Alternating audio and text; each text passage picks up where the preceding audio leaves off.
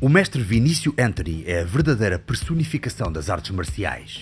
Foi treinador e conselheiro de atletas do UFC como Vitor Belfort e Lyoto Machida. E com base na sua visão intelectual e prática, fundou o sistema Karate Jutsu.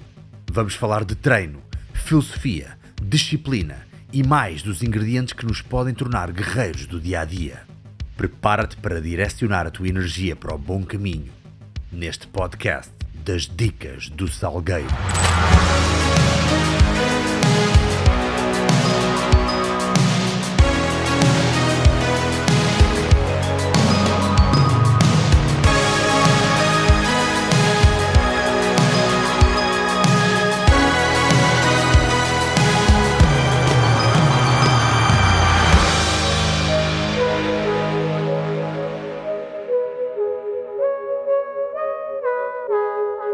Quero começar de uma forma, eu acho que o mais importante primeiro, ok? Qual o melhor filme do Van Damme? Se é o Bloodsport ou se é o Kickboxer? O Bloodsport no Brasil é o Dragão Branco? É o Dragão, grande Dragão Branco. Pronto, entre o grande Dragão Branco e o Kickboxer... O Desafio do Dragão. O Desafio do Dragão, não é? Venha ele, dragão, venha ele de que cor vier. É verdade. Qual é que o mestre escolheria? O Desafio do Dragão, né? O Kickboxer, ele é muito mais raiz, né? Digamos, como a gente fala lá no Brasil, ele é mais raiz. A gente vê aquela coisa do treinamento ali, do dia a dia, de chutar a bananeira. Não é? Aquilo é muito legal, né? É. Mas o Grande Dragão Branco é uma super produção e tem todo, né, o ludicismo que principalmente o telespectador procura, né? Então tem aquela coisa, aquela mágica, aquele roteiro hollywoodiano que a gente já conhece, né? O cara vai atravessar grandes dificuldades ao longo do caminho e no final ele vai se tornar o grande campeão, né? Então é legal de assistir. Todos os dois são muito bacanas. Todos os dois são muito bacanas. Então, o mestre, qual é que foi a sua primeira referência? Foi o seu pai que era lutador de boxe? Isso. Começou por aí. Eu aprendi a andar já fazendo o footwork do boxe, né? Os meus primeiros passos já eram a movimentação ali de esquiva, o footwork, né, do boxe. Eu acredito que isso faça a diferença. Então, mas a nível destas coisas aqui... Bruce Lee. Claro. Era Bruce isso. Lee Obrigado. É o pai de todos, né? O pai de nós todos. É o pai de nós todos. Lá no Brasil, a gente costuma dizer que nós é tudo Grace, entendeu? Lá é tudo Grace, meu. O mestre está a brincar comigo porque eu tenho um filho de 2 anos e meio, nós agora estávamos a almoçar, eu estava-lhe a dizer, eu ensinei o meu filho a dizer, cada vez que eu lhe pergunto quem é o pai de nós todos, ele dizer Bruce Lee, eu pronto. Muito bem. O problema é que agora vira-se para mim e eu digo, o teu pai como é que se chama? Ele, Bruce Lee. Eu, não, o teu pai sou eu, calma. O teu pai ainda sou eu. Então o Bruce Lee foi a primeira... Sim, eu como quase todo jovem, né, da década de 70, eu sou de 66, então na década de 70, lá para os idos de 78, 80, eu tinha lá os meus 14, 15 anos, eu era aficionado, assistia todos os filmes e tinha isso como referência. Era um sonho a alcançar, né? Queria ser um grande artista marcial, um grande lutador. E treinei várias artes marciais inspiradas, todos sempre no Bruce Lee. Mas era muito difícil de encontrar Kung Fu nessa época no Brasil. Era muito difícil de encontrar.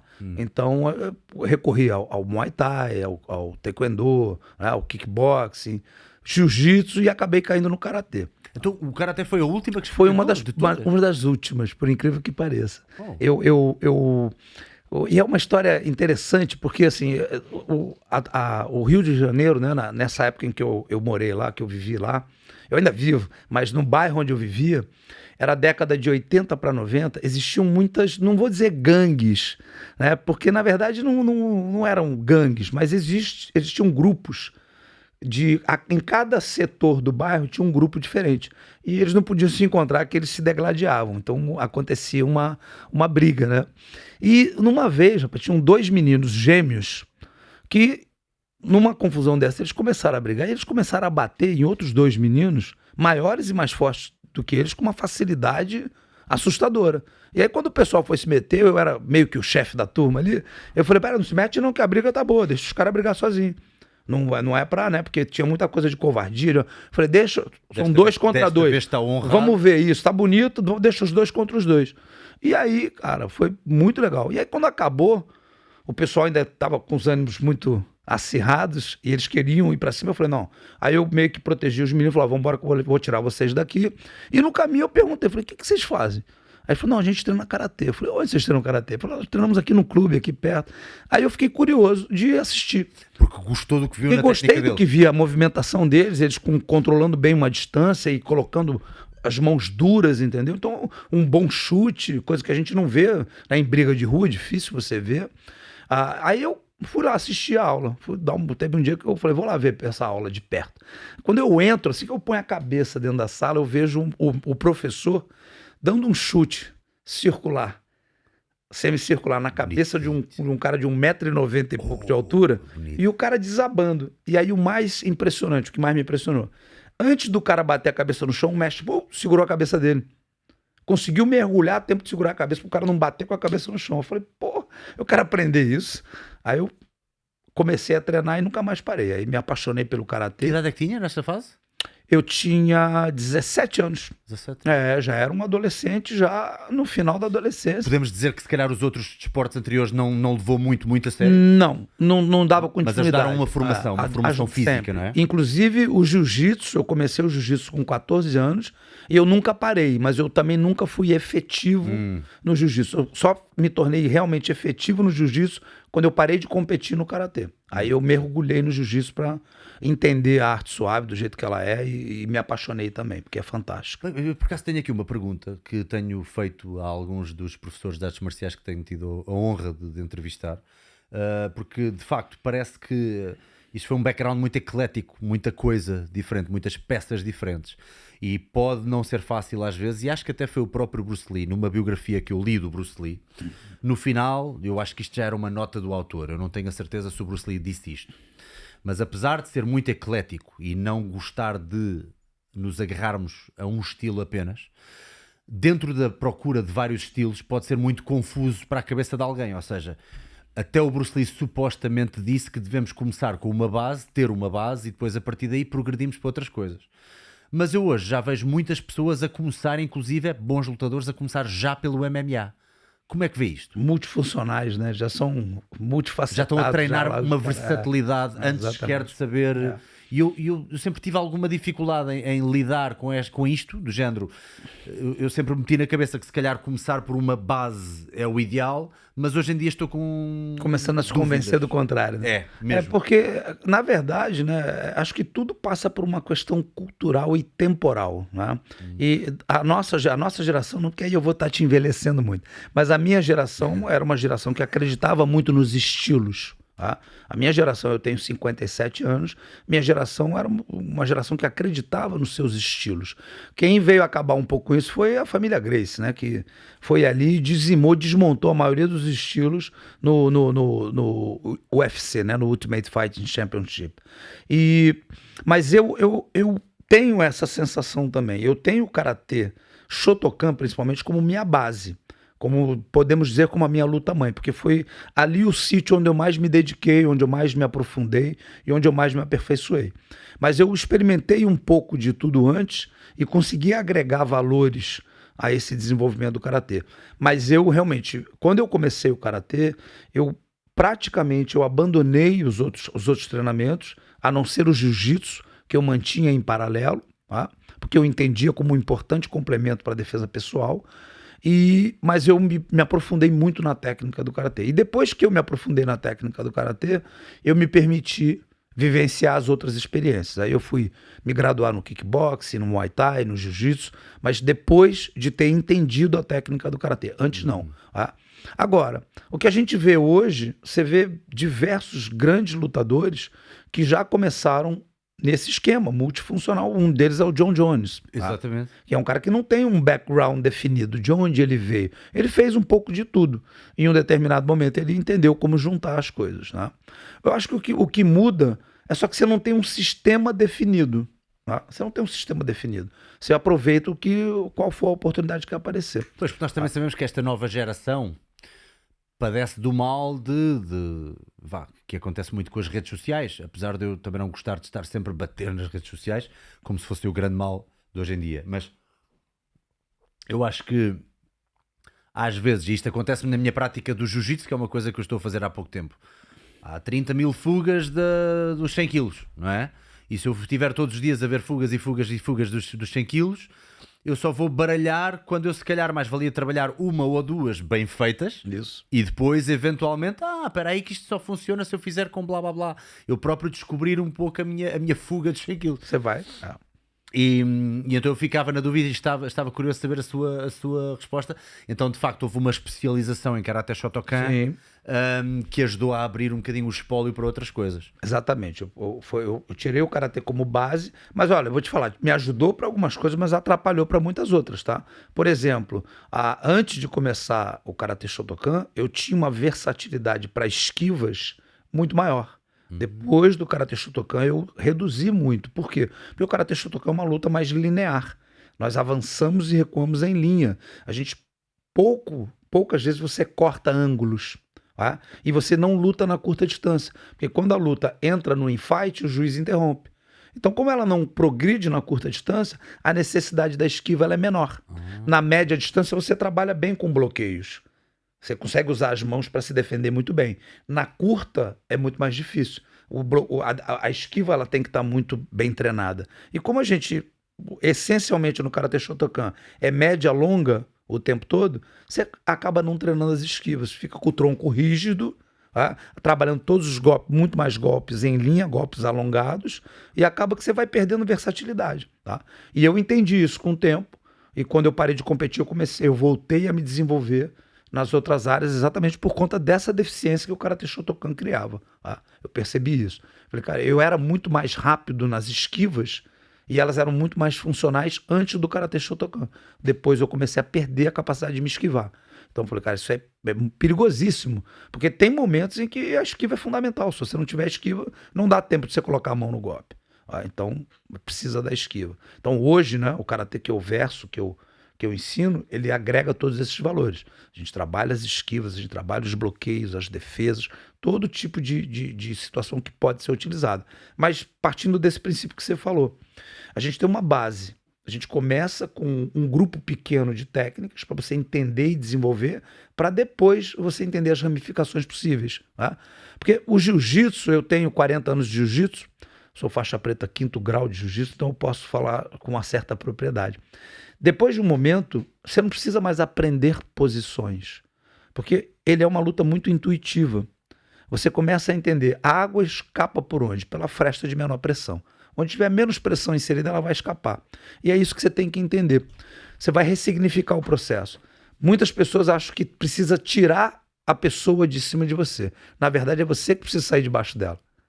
Se você quer mudança, quem tem que mudar é você. Não é assim que funciona a coisa? Bonito, é a mesma coisa. Mesmo, então você não tem que tirar nunca o adversário de cima de você. É você que precisa sair debaixo dele.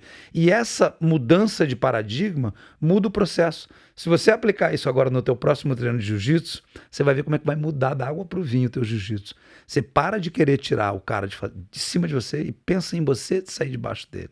Você para de querer trocar força com ele e aceita o que ele está fazendo e ver como é que você pode reverter aquilo para encontrar ou uma saída ou uma finalização. Realmente tudo é uma questão de perspectiva, não é? É impressionante, porque a arte marcial, Bruno, a maioria das pessoas não sabem, né, a etiologia dela, a história da arte marcial.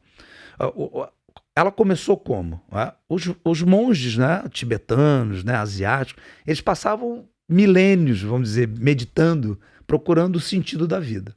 E eles descobriram, o sentido da vida é receber tudo que o universo te der, melhorar e devolver para o universo em forma de contribuição. Só que eles ficaram pessoas muito fraquinhas, né? Porque só meditava, ficar sentado de ter meditando. Isso não vai dar certo, né? Sim. E aí encorajava o pessoal à volta de ir lá tomar o que eles tinham. Então eles eram frequentemente atacados, invadidos. O que eles fizeram? Eles começaram a entender. Fortalecer o corpo, ele é fundamental, é um pilar de sustentação tanto da felicidade quanto de uma vida completa, né? De uma vida bem-sucedida. Então eles começaram a treinar o corpo. Só que eles, nessa movimentação, ela precisava, ao mesmo tempo, fortalecer o corpo deles, precisava ser eficiente como sistema de defesa pessoal, mas, acima de tudo, tinha que representar esse entendimento da vida.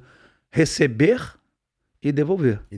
E aí eles começaram a treinar uma maneira de receber a energia, a agressividade, a força do atacante e devolver para ele. E é daí que nasce o jiu-jitsu, né? É daí que nasce a arte de você usar a força do oponente contra ele mesmo. Né? Todas as técnicas, na verdade, nasceram daí. Então, quando você entende isso, você entende que a arte marcial não é, a proposta dela não é violência, a proposta dela é você maximizar aquilo que você está recebendo. E quando a gente vai treinar, a gente quer brigar. A gente fica trocando força um com o outro, quer bater mais forte. Não é ganhar da pessoa, é você conseguir fazer melhor com o que você está recebendo. Esse é o grande barato. Só que leva muito tempo para a gente entender isso. E isso é uma analogia para tudo na vida, quer dizer, toda a gratidão, toda a contribuição. Exatamente. Ouvi o mestre Xande Ribeiro num podcast a dizer uma coisa muito bonita também, com um faixa preta é um guardião da sociedade, de certa forma. Não é possível ser um bom faixa preta e botar lixo no chão. É o Homem-Aranha de verdade, né? Com grandes poderes. Com grandes poderes vem grandes responsabilidades. Uma boa teia de ligação. Exatamente. Né? A gente vê coisas assim. Eu, por exemplo, é claro que não é uma realidade aqui em Portugal, isso provavelmente não acontece, mas no Brasil acontece frequentemente. Você às vezes vê uma pessoa mais forte agredindo alguém mais fraco e quase todo mundo, ou todo mundo que está ao redor, finge que não está vendo, se abstém. E eu sou incapaz, isso acontece, eu na hora vou intervir em favor do mais fraco, independentemente de quem está certo ou errado. Agredir um outro ser humano está fora de questão. Está fora de questão. Se não for para autopreservação, né, para eu preservar a minha integridade, a integridade da minha família, está fora de questão. Nós temos leis, nós temos argumentos, nós temos o intelecto. Então a arte marcial ela não é feita para isso. Ela foi numa era onde era necessário isso.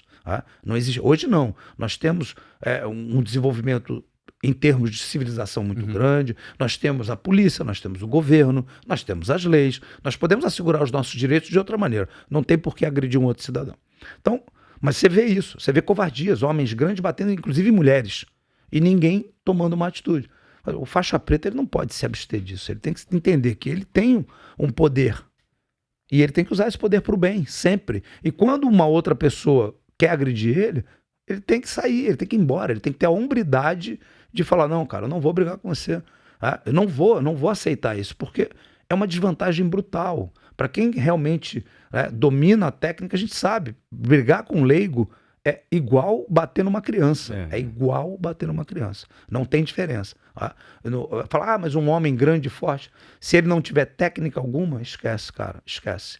É simples de dominar e de, às vezes, até de tirar a vida. Exatamente. É claro que não é só porque o cara pratica artes marciais que ele é credenciado a isso. Estou dizendo um verdadeiro faixa preta, uma pessoa que realmente se desenvolveu na técnica, na arte, no entendimento. Essa pessoa, ela tira qualquer um de combate muito fácil. E normalmente até acaba por ser o contrário. Normalmente as pessoas que mais falam são aquelas que não valem grande coisa. Exatamente. Né? O cara que fica ali batendo boca em internet, que fica desafiando os outros, isso aí provavelmente suprir uma lacuna qualquer intelectual e psicológica que está ali. E está tão protegido, né? Lá do outro lado do telefone, né? Lá do outro lado é fácil do carro, de falar. Malta na estrada. Pá. E aí a gente releva, a gente brinca. Eu brinco muito, carro né? fraco dentro de carro grande e não sei o que. Eu penso, eu com o meu carrinho pequenino, pá. Exatamente, com a inveja, né? Danada, né? Quando passam e quase batem e depois nem olham para si. Então, não sei, faz-me confusão a prepotência de homens fracos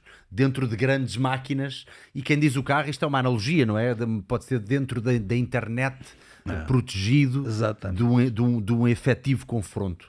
Mas nós também, relativamente àquilo que o mestre estava a dizer, também tenho aqui uma pergunta muito interessante do Patreon sobre isso. Mas ainda antes, que era, nós também hoje em dia nós temos uma expressão em Portugal que é empranhar pelos ouvidos. Conheces a expressão? Sim. Também há não é igual no Brasil, mas eu percebo. É quase como engravidar pelos ouvidos, do género. Eu ouvi tanta vez que eu já acredito que é verdade. Já acreditei. A gente fala no Brasil assim, aprender por osmose. Aprender bem por osmose. Tanto que ouviu, acabou entrando. E nós temos sempre uma ideia, quer dizer, nós em Portugal também temos sempre... Eu confesso ter algum medo, por exemplo, de ir ao Brasil, por causa de tudo o que eu ouço falar sobre os roubos, sobre violência, sobre... ser uma cidade perigosa, o Rio de Janeiro, São Paulo, etc. E então eu próprio já iria para o Brasil de género. Espera aí que a minha carteira já iria com medo. E hoje em dia nós já temos essa noção, não só em relação ao Brasil, mas em relação a tudo. Nós já vimos a pior situação de tudo a acontecer. por isso é que eu acho que as pessoas veem alguma coisa a acontecer na rua e a dizer, epá, eu não me vou meter porque eu lembro-me do vídeo daquela pessoa que tomou facada porque só queria ajudar. Só queria ajudar. E então eu acho que nós empranhamos muito pelos ouvidos e cada vez mais os mídia fazem isso. E eu acho que é um bocadinho por isso que o mestre diz que largou os mídia. Não tem televisão, não é? Mas ainda um pouco nesse tema, Sim, tá, Bruno? sim. Mesmo assim, mesmo havendo um real risco, né? A gente não pode se abster de ajudar o mais fraco. Entendeu? A gente não pode se abster, a gente não pode abrir mão disso, entendeu? É uma responsabilidade. Eu acredito muito nisso, tá? O ser humano prevaleceu sobre as outras espécies pela capacidade de cooperação.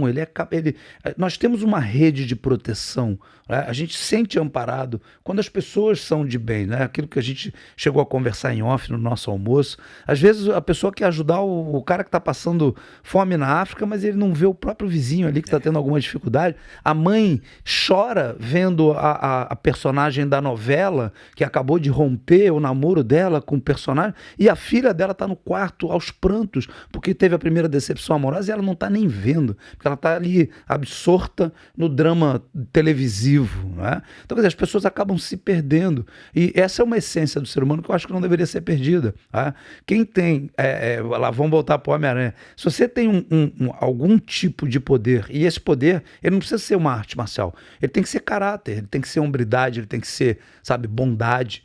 Você vê uma injustiça, você tem que de alguma maneira intervir, ainda que você não se sinta habilitado para intervir fisicamente. Você grita, você pede socorro, Exatamente. você intervir de alguma maneira dentro daquilo que você não está. É ser um super-herói. Exatamente, não precisa ir lá bater no cara, não. Você tem que gritar: ei, o que é isso? Alguém aqui me ajuda, entendeu? De tomar uma atitude, né, para que essa pessoa se sinta amparada. Eu comparo isso, às vezes, assim, com o bom e o mau profissional. Né? Você, às vezes, vamos dizer, você entra numa farmácia e pergunta lá pro atendente: onde é que eu encontro tal remédio? Ó, terceiro corredor à esquerda. E ele nem te olha, nem olha para sua cara. E ao passo, às vezes, você entra e ele fala: não, vem aqui, eu lhe acompanho, ele te mostra, olha, o que está acontecendo, eu posso te ajudar? Não, meu filho está com uma febre. Ele fala: olha, esse medicamento aqui é muito seguro, você fica tranquilo. Você sai da farmácia se sentindo melhor. Que você foi amparado, um ser humano, um semelhante te atendeu, te olhou nos olhos, teve contato com você. Aí ali no trânsito, você toma uma fechada, você está impregnado por esse sentimento de bondade, de altruísmo, de ajuda, de empatia. Em vez de você tacar o carro em cima do cara, às vezes você pondera e fala: tá bom, meu amigo, vai com Deus, foi tudo sem querer. Mas já ao contrário, né, você chegou angustiado para comprar o teu remedinho, foi maltratado na farmácia, o cara te fecha, você joga o carro em cima, quando você vai ver acontecer uma... Estávamos mortinhos. Exatamente. Por aquela Não era para ele, para o cara do carro, né? Mas é toda a frustração do filho doente, ter sido mal atendido. Então, quando o ser humano entende isso e começa a fortalecer essa rede de apoio, eu acho que tudo funciona melhor, entendeu? A sociedade funciona melhor. E a arte marcial, ela veio muito para ensinar isso. Tá? A arte marcial, aquilo que a gente conhece como arte marcial, ela dista muito das técnicas de combate, sabe, da era medieval. Tá? O samurai, ele tem todo um contexto muito bonito, que o Japão fez questão de pintar para nós ocidentais, mas quando a gente estuda a história, a gente vê que muito do samurai era carnificina, era crueldade, era maldade. Eles sitiavam uma cidade inteira e cortavam a cabeça de todos os homens, adultos e crianças, para que não houvesse descendentes que fossem vingar as mortes dos pais. Então, quer dizer, não tem nada de bonito nem de nobre nisso. Essa história é um bocadinho camuflada. Nós temos a honra japonesa e não sei o que. Claro, há uma honra japonesa, há um código de conduta super exacerbado. É o Bushido, que é muito legal, mas é uma coisa moderna. Mas não se esquecer que os japoneses são caricatos e têm literais, né? São literais, é tudo do jeito que é. Na Segunda Guerra, os soldados americanos diziam que as maiores atrocidades foram praticadas, mais até do que pelos nazis, no que diz respeito à surdidez. Isso. Soldados de cabeça cortada e com os genitais dentro da boca, coisas mesmo, violências, bárbaras, guerra de barbárie, não é? Sim. Para os próprios americanos olharem e ficar tipo, aquilo vai-me acontecer, assustados, não é? A guerra do medo. Exatamente. E então o Japão, ele durante um período, ele quis apagar essa imagem para o mundo, e foi quando surgiu o Bushido, quando surgiu essa honra, essa ética samurai, e quando surgiu as artes marciais. Porque antigamente era o Bujutsu, era o conjunto de técnicas marciais. não era artes marciais. Era bélico, né? Isso. O imperador Hirohito quis apagar isso dos anais da história e fez o quê? Proibiu totalmente a prática e o ensino das artes marciais, das técnicas de combate. Acabou, extinguiu a classe samurai, né? O Tom Cruise, o último, é isso, o último samurai, né? Quiseram abrilhantar e pôr bonito, bota o Tom Cruise que é pra ficar galã aí, né? E aí vem aquela coisa bonita, lúdica, exatamente. Mas, na verdade, aconteceu esse processo de uma maneira um pouco mais tosca, e aí o que os mestres fizeram? Olha, existe sim, dentro das técnicas, né, praticadas pelo samurai, todo um trabalho que realmente tem um grande benefício e pode ser levado para a sociedade.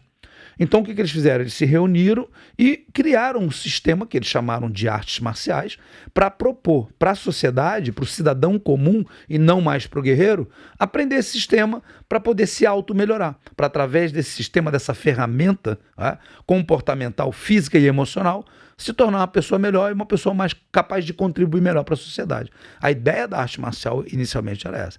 Mas a natureza humana ela é muito ruim. Então o pessoal queria bater um no outro. E como não tinha essa possibilidade, as artes marciais começaram a voltar para o esporte.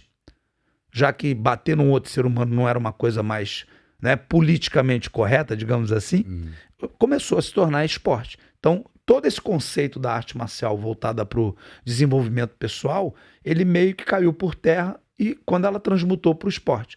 Porque o esporte ele vai de encontro à filosofia, né, do taoísmo e do zen budismo, que é o do. Quando a gente vê judô, aikido, karate-do, kendo, o do ele é um sânscrito, né, é um ideograma, que é o mesmo que o chinês lê Tao, que é o taoísmo. Via o caminho. Isso, né? É o caminho. É um modo de encontrar equilíbrio entre todas as dualidades perenes da raça humana, né?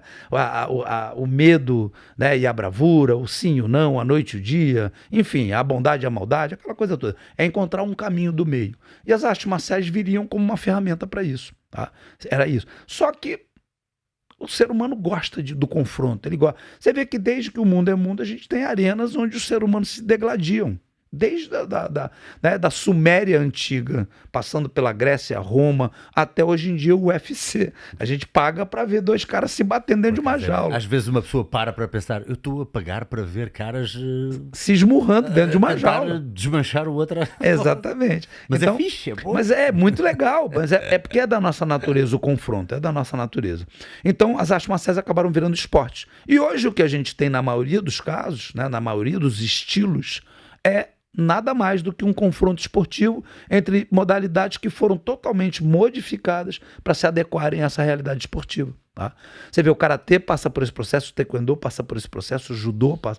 O que eles vão? Eles vão tirando técnicas e vão trazendo para o público cada vez mais proximidade ao espírito olímpico. O que é o espírito olímpico? Né? Quem corre mais rápido é fácil de saber, quem chega na frente. Quem levanta mais peso? Quem levanta mais peso. Quem pula mais alto? Quem pulou mais alto. Linear. E na luta, quem ganhou? Se não tem nocaute, se o cara não foi... Quem ganhou? Quem bateu melhor, quem bateu pior? Então a subjetividade é muito grande. Então hoje eles estão fazendo o quê com o esporte? Você toca no peito do outro, acende uma luz. E aí o que acontece? É uma luz azul, uma luz vermelha. Se acendeu 10 luzes azuis e acenderam 4 vermelhas, é fácil de saber quem ganhou. Quem acendeu mais luz. Então, quer dizer, o negócio é muito complicado. E a arte marcial virou um pouco isso hoje em dia. Malta, vou aproveitar para vos dizer que vocês, através do patreon.com/salgueiro, vocês podem contribuir para o nosso projeto a partir de 2€ mais IVA por mês. É ridículo, é um café. E vocês podem também fazer as perguntas de antemão aqui para os podcasts, ver antestreias e ainda ter treinos comigo. Ok? Portanto, acho que vale a pena. E um dos meus patronos, Domingos Moreira, boas Bruno, ou semestre, pergunta para o mestre, eu acho que esta pergunta é muito interessante. Acredita que o aumento da violência e as atrocidades que acontecem nos atos de violência deve-se muito ao crescimento da influência do UFC ou do MMA em geral? Ok, provavelmente esta pergunta é com base naquilo que as pessoas hoje em dia, mesmo as que não treinam, veem tanta coisa, tantas técnicas diferentes e não sei o que se calhar podem influenciar uma tentativa de maior leque de ferramentas para fazer mal a outra pessoa na rua. Será? Olha, se fosse assim, eu não tinha nem emprego, né? Porque se fosse tão fácil de aprender só porque olhou no UFC, aprendeu e vai lá bater no... Não, mas pode dar ideias de malvadez, não é? Mas eu não acredito nisso. Eu não acredito nisso porque eu acredito que isso vem muito da natureza humana. Eu mesmo, antes de praticar artes marciais de uma maneira efetiva, de uma maneira mais responsável, né, de procurar realmente o entendimento, eu era uma pessoa era um jovem, muito mais agressivo. Eu até contei já a história aqui da época dos bairros que tinha aquela rivalidade, a gente se encontrava e era briga o tempo todo.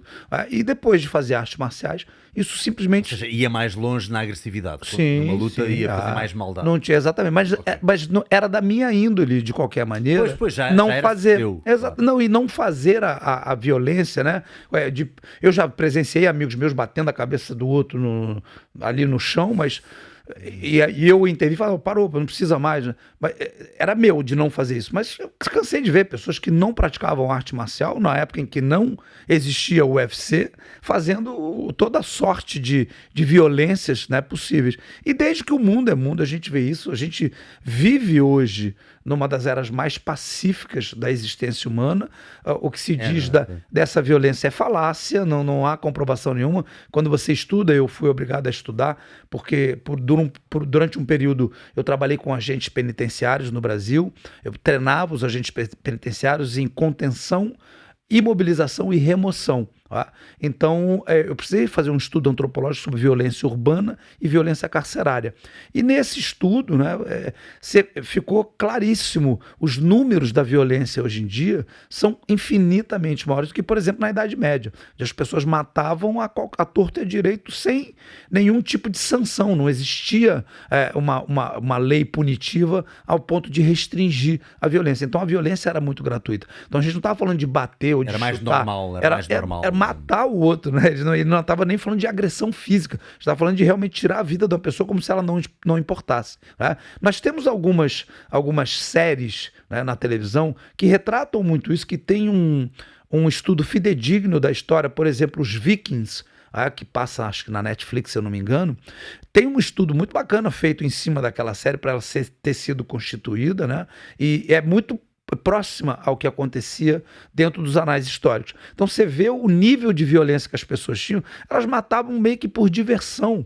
Elas invadiam as aldeias inglesas ou francesas e elas preservavam algumas pessoas vivas só para poder depois matar durante o banquete, para poder ver a pessoa sendo morta. Então, quer dizer, isso era nível de violência extremo. Hoje em dia que a gente tem alguns episódios em alguns lugares do mundo que são muito próximos, mas em compensação nós temos milhões, bilhões de pessoas com consciência, né? Nós temos vários ONGs, órgãos internacionais de paz, né? Como a ONU, vários organismos que vão em benefício da paz. Então, essa coisa de que a violência cresceu, isso, eu acho que é um pouco de saudosismo, né? As pessoas que gostam de se lembrar dos seus tempos como os tempos melhores, né? Na verdade, antes é que era bom, antes é que era bom, exato. mas na verdade só é diferente, né? Não é nem melhor nem pior. É diferente, é o que é. Hoje a tecnologia está aí, a gente necessita dela.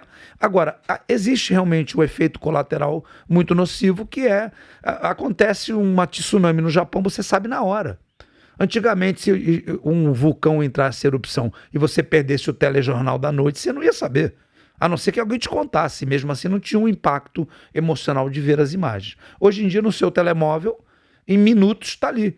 Acabou de cair uma bomba na Ucrânia, e você, meu Deus. Então, a gente se sente impregnado pela violência, né? Mas eu tenho absoluta certeza que é muito mais incentivador da violência essa guerra na Palestina, essa guerra na Ucrânia, do que um UFC. É muito mais, né, instigante. Você vê que vê pessoas pelo mundo, né, hostilizando outras porque ela tem uma religião diferente, uma raça diferente.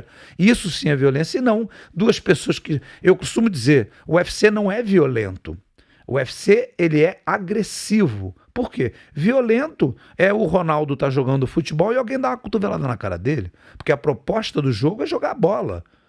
Quando eu entro dentro de um cage, eu estou proposto a bater e a ser golpeado pelo meu adversário. Eu treinei para isso. Nós estamos lá de comum acordo e de livre e espontânea vontade. Então não é violento, é agressivo e truculento, sim.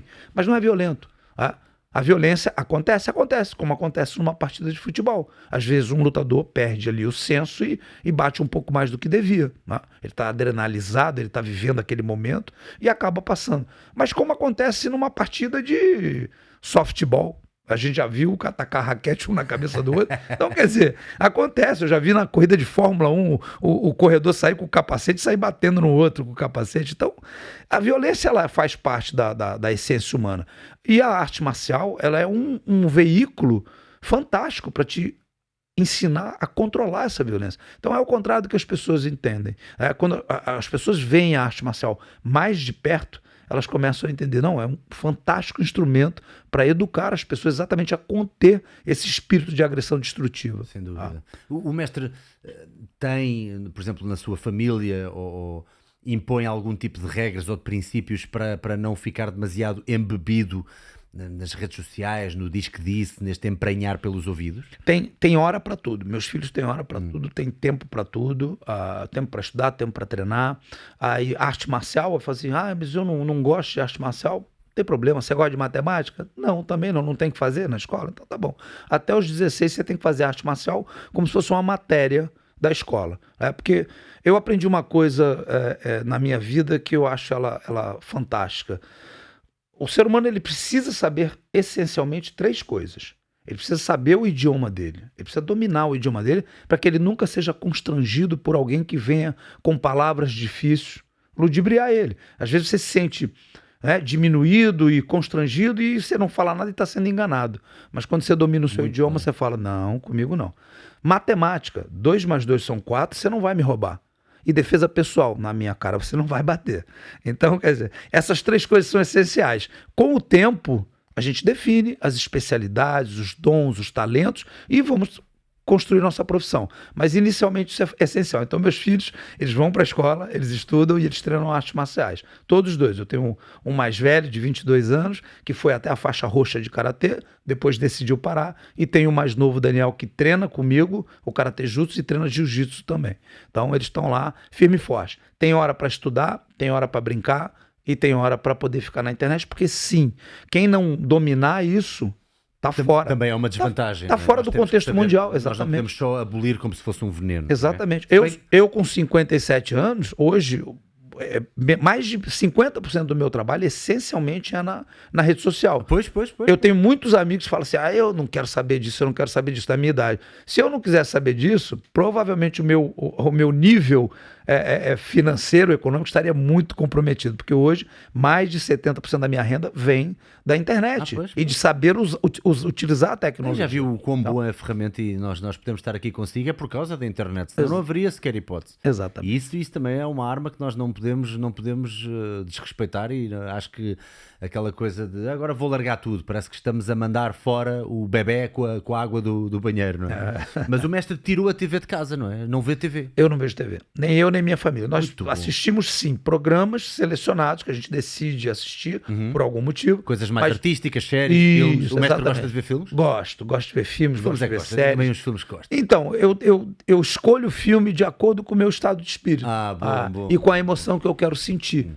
Então, por exemplo, eu entendo que a dramaturgia, quando ela é bem feita, a ideia dela é te conduzir numa experiência, e numa experiência sensorial. Ela te induz a sentir, de maneira neurológica, tudo aquilo como se você estivesse lá. Você vê um grande desterro ali, você chora. Você vê uma grande alegria, você ri. Você vê momentos sensuais, você se sente excitado. Porque o trabalho da dramaturgia trazer isso para a vida das pessoas, no momento de lazer. Então, a violência também, ela pode te impregnar também. Então, quando eu quero ver alguma série, algum filme violento com um contexto histórico, eu já blindo a minha percepção. Eu já sei, eu faço um exercício realmente de saber que tudo que está ali representa algo que aconteceu, mas aquilo que eu estou vendo é uma ficção. Isso é muito. E aí você vai consciente para não se impregnar da violência, porque isso já aconteceu comigo alguns anos atrás, quando eu ainda não tinha essa percepção, de acabar de ver um filme violento, e daqui a pouco tá gritando com a minha esposa por algum motivo fútil, que não tinha a menor necessidade. E quando eu alto lá, por que eu tô falando com ela dessa maneira? Eu tinha acabado de ver Tropa de Elite. E o Capitão Nascimento falando, quem manda aqui sou eu. Eu falei, olha eu dando a de Capitão Nascimento aí, né? Exatamente. Eu falei, quem manda nessa porra aqui sou eu, porra. Epá, Então, quer dizer, verdade. eu aprendi a fazer isso. Isso é tão verdade. Isso acontece. Mesmo com dramas, eu gosto de ver dramas, gosto de ver coisas. Por alguma razão, nós nunca ficamos atraídos por coisas muito alegres. É sempre, ou é algo disruptivo, ou é violência, ou é coisas mórbidas, ou é, não acredito que isto aconteceu àquele tipo, ou àquela tipa. E isso tudo é muito. Isso absorve-nos, né? Ou melhor, é da natureza humana, né? Procurar problema dormir, é da nossa natureza. Até a qualidade dos sonhos ficam mais mórbidos, acordamos, não estou mais muito tensos, fixe, exatamente. Não estou muito bem, porque por isso que é importante fazer essa blindagem emocional antes, entendeu? Agora eu tenho uma teoria também, que eu acho que há coisas do dia a dia que não me fazem chorar e até são tristes, morte de familiares e afins. Mas depois há um vídeo, há um filme qualquer, um drama, uma coisa qualquer, o Tom Cruise da vida, e choro com muita facilidade com filmes. É porque o enredo te conduz. Eu não sei se tem uma energia que eu guardei aqui para um dia soltar através das artes. Pode ser. É possível. É porque talvez o filme, né? Qual é o grande lance do filme? Ele vai te ambientando. Ele te conduz, né, por um script que vai te levando ao ápice emocional quando ele te entrega um momento crucial. E a vida não, você às vezes tá aqui e te liga, olha, fulano, o Bruno, teu parente aqui morreu, tu, putz. E aquilo te pega meio de surpresa e você sente o baque, mas que não caiu a ficha. Mas, né? Exatamente, tipo, porque não teve toda aquela, né, contextualização, aquela ambientação, aquela preparação, né? Eu vou fazer uma analogia, tá? Se você come todo dia ao meio-dia, se você tem o seu almoço todo dia ao meio-dia, quando você passa da meio-dia 10, meio-dia 15, você tá com muita fome, o teu estômago tá doendo. Por quê? Porque o teu organismo ele se preparou para a comida, porque como ele sabe que você recebe todo dia naquele horário o alimento, o teu mesentério, né, ele já entra em ação. Você tem um acionamento vascular mesentérico, você começa a produzir os ácidos, né, digestivos, a coisa toda, a bile, e o alimento não vem. E aí você começa a sentir o desconforto no abdômen. Então o que houve? Houve uma ambientação para você receber a comida. Dessa maneira a tua digestão é muito melhor, a absorção dos nutrientes é muito maior e você aproveita muito melhor o alimento. Quando você come qualquer coisa a qualquer hora, você não tem uma absorção proteica e de nutrientes muito satisfatória, porque você tacou comida no teu corpo de repente. É mais ou menos a mesma coisa. Você ambienta o teu emocional para sentir aquele ápice, para o cara morrer ou para acontecer alguma coisa muito grave no filme. E na vida real isso não acontece. Então, quer dizer, o roteiro conduz a gente para liberar essa emoção. O bom filme, né? O filme ruim não. A gente fala, pô, que droga. Que eu tô vendo isso, meu? E o mestre, como sendo uma pessoa de pedagogia e muito interessada sempre em saber mais e mais, o mestre hoje em dia... quase como se fosse conversa de café a perguntar e obviamente hoje em dia ainda não sabemos. Quanto é que acha que a maldade e a bondade são fruto de natureza ou de genética versus aprendizado? Se tivesse que dizer uma percentagem, o que é que lhe sairia? Eu acho que a maldade está presente em todos nós. Já todo ser humano tem o potencial de fazer uma maldade. Depende da circunstância e daquilo em que ele acredite. Tá? Se você acredita que você está defendendo algo real, você é capaz de matar. Tá? Se você acha que você acredita... O que é importante? O que importa para você? É a família? A religião? A sua vida? O que importa? E quando você parte em defesa disso, você é capaz de fazer qualquer coisa. Tá? Então, vem muito dos teus valores, né, da tua influência de conduta, aquilo que você viu, o ambiente em que você cresceu. Por exemplo, nós temos lá no Brasil favelas onde matar é corriqueiro. Então, uma criança que cresce nesse ambiente, quando ela chega, quando eu falei para você que eu trabalhei na instituição penal, né, era o DEGASE, que é o Departamento Geral de Ações Socioeducativas, que é a penitenciária de menores infratores, que vão até os 17, 18 anos, eles ficam detentos lá. E você via crianças com 12, 13 anos de idade que não davam o menor valor para a vida. Matar um colega de célula, mas pô, esse cara tava me enchendo o saco. Pô, esse cara roncava a noite toda. Pô, eu não conseguia dormir, ficava roncando, eu fui lá e enfiei a caneta no ouvido dele. Mas por que isso? Essa maldade é dele? Ele nasceu com essa maldade? Não, ele foi ambientado num lugar onde o pai dele foi assassinado, a mãe foi estuprada, ele foi espancado, talvez violado também. Ele perdeu toda a percepção de valores, ele perdeu toda a percepção do que é certo, do que é justo, do que é honrado. Então, ser cobrado do indivíduo desse realmente é muito difícil. Então, a maldade, ele nasceu ruim. Eu já vi crianças de 4, 5 anos fazendo grandes maldades e depois tornarem-se adultos benevolentes. Eu acho que é uma questão muito mais do meio da educação e daquilo que se traz. Mas tem a genética, sim. Também já vi crianças que eram más e se desenvolveram adultos maus também. Por isso é que é importante nós cuidarmos dos nossos, não é? O nosso sentido Vigiar. de comunidade e lá está. Às vezes nós estamos aqui a tentar ser heróis do teclado e a dizer, não, eu estou com a Ucrânia, estou com isto e estou com aquilo, e acho bem que as pessoas tenham esse fervor em relação a causas sociais. Mas se for para nem sequer estarmos a cuidar dos nossos que estão aqui, nós conseguimos fazer muito mais localmente do que globalmente. Exatamente. E isso é que eu acho que é uma grande perda. Porque o mestre tem uma frase que me intriga, que é: o caráter treina-se. O caráter também se treina. Tudo é treinável. Tudo é treinável. Tudo. No karatê a gente diz muito isso, né? O caráter ele deve ser polido como a técnica. Se você não polir o caráter, ele vai ficar tosco. Então é preciso polir, porque sim, nós temos inerentemente o desejo de nos proteger, né? Então, são os dois instintos primordiais básicos, né? A autopreservação e a preservação do seu gene, da sua espécie. Então, você vai sempre lutar por aquilo que te interessa de maior forma, que é a tua vida e a vida dos seus. Então, você vai estar, em diversas maneiras, você acaba sendo injusto, pretensioso, tendencioso, tudo nesse afã de proteger os seus. Então, é muito difícil a gente ser justo, honesto, honrado o tempo todo. Não é? Então, por isso a gente tem que vigiar isso, a gente precisa treinar isso, a gente precisa olhar o próximo com a empatia, e se fala muito, é um sentimento que está na moda, mas as pessoas têm muita dificuldade de entender o que realmente é a empatia. Não eu me colocar no lugar dele. Não, é você sentir o que ele pode estar sentindo realmente. Tá? Como essa pessoa pode estar se sentindo frente a isso que eu estou fazendo? Como eu me sentiria se isso fosse feito a mim? Isso é muito difícil, não é uma coisa fácil. E a gente aprende muito isso na arte marcial. Tá? Por quê? Porque toda vez que você luta, você sabe disso. Se você desce a mão no cara um pouco mais forte, ele te devolve. E aquilo que a gente fala no Brasil, a gente fala assim, vento que venta lá, venta cá também.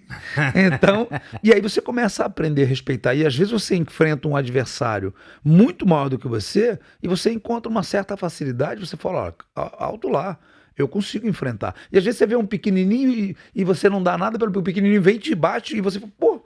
Então, quer dizer, o ser humano tem que ser respeitado porque ele é um ser humano, ponto final. Não é porque ele é grande, porque ele é pequeno, não é porque ele é rápido, porque ele tem dinheiro ou porque ele tem carro. Não, é porque ele é um ser humano. Então, ele merece o mesmo respeito que eu gostaria que ele desse a mim. Ponto de premissa primordial. A partir daí, a gente vai estabelecendo as outras coisas. Tá? Mas a grande maioria das pessoas tem. Primeiro eu, segundo eu, depois eu. Eu costumo até brincar, né? No Brasil a gente fala assim, farinha pouca, o meu pirão primeiro. Tá? Mas tem gente que se a farinha é muita, o meu pirão de novo, né? Não divide com ninguém.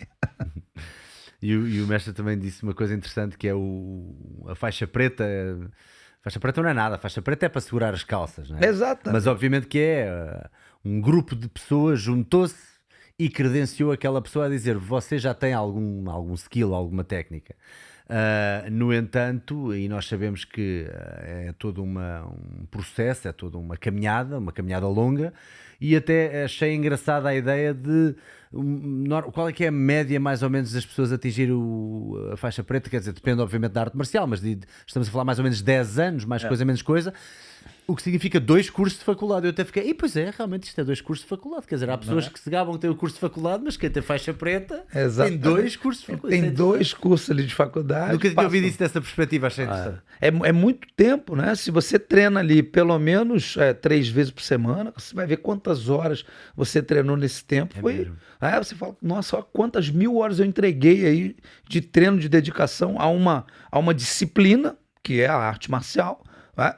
Então, você precisa ser versado naquilo. Mas nem todo mundo é. Esse é o grande problema, né? É por isso que eu falo, a faixa preta ela não é uma coisa que você conquista. Na verdade, é uma coisa em que você se transforma. Tá? É uma transformação que ela ocorre é, por pressão. Literalmente pressão. As pessoas não gostam de pressão, mas pressão é legal, né? Quando a gente entende a pressão de maneira análoga, como é que era forjada a espada do samurai? Pressão. O aço ia numa temperatura altíssima, eles batiam no martelo, esticavam o aço, dobrava. Quanto mais vezes a espada fosse dobrada, melhor o aço se tornava e mais forte a espada ia ser. Então eles entendiam que as pessoas são a mesma coisa. Quanto mais pressão você suportar no teu processo de forja, Mas que é o quê? tá lapidado. Exatamente, é estudo, né? Estudo, trabalho duro, dedicação, né? Treinamento, né? Contribuição. Quanto mais pressão você aguentar nesse processo, mais pressão você vai aguentar na tua escalada. Para o sucesso, para o alto nível, né? Para o próximo nível da tua profissão, da tua vida familiar, enfim. Tá? Você vai entender, porque a vida é isso, a vida vai pressionar a gente o tempo todo. E se você não tem pressão interna, você não suporta a pressão externa. Você amassa, você quebra. Então, você tem que aprender a colocar pressão em você mesmo para ser, a cada dia que passa, melhor, né? O que o oriental chama de Kaizen, né? É o aprimoramento constante, né? Então, isso é, cara, a arte marcial ela é fantástica. A gente estava falando sobre a coisa de cuidar dos nossos, né? Dos próximos, das pessoas que estão próximas da gente. Cara, a arte marcial é uma das coisas que você pode fazer pelos seus filhos, que é fantástico. Uma educação complementar que você não vai encontrar em lugar nenhum. Claro, obviamente, desde que você encontre um bom professor, uma pessoa, né, munida de conhecimento, munida de formação, tá? Não qualquer um que você encontre e coloque seu filho. Você não daria o seu dinheiro para qualquer um administrar, né? Então você não vai dar o seu filho para qualquer um educar ou te ajudar na educação complementar. Mas a arte marcial é um instrumento poderosíssimo para formar caráter, para polir caráter, entendeu? Eu também acho que cada vez que me perguntam qual é que é a arte marcial em que eu ponho o meu filho, eu tenho sempre a noção de que é muito mais a pessoa que vai passar a arte marcial. Exatamente. E o entusiasmo, a energia da pessoa, não é a técnica para manter os miúdos interessados, porque não é uma técnica. O que é que eu vou querer que o meu filho com 5 ou 6 ou 7 ou 8 anos seja campeão? Eu prefiro que ele seja um campeão para a vida, não é? Exatamente. Prefiro que seja campeão mais tarde, se quiser optar por esse caminho. Por falar em campeões, qual é que foi as maiores lições que o mestre retirou para si de trabalhar com heróis nossos como o Lyoto Machida, o Vitor Belfort? Como é que foi? E eu gosto de falar sempre do Gregory Rodrigues, tá? Porque o Gregory tá lá hoje, top 10 do UFC, é um dos possíveis futuros campeões do Brasil, e é um Robocop, coloca ele, Gregory Rodrigues Robocop, tá?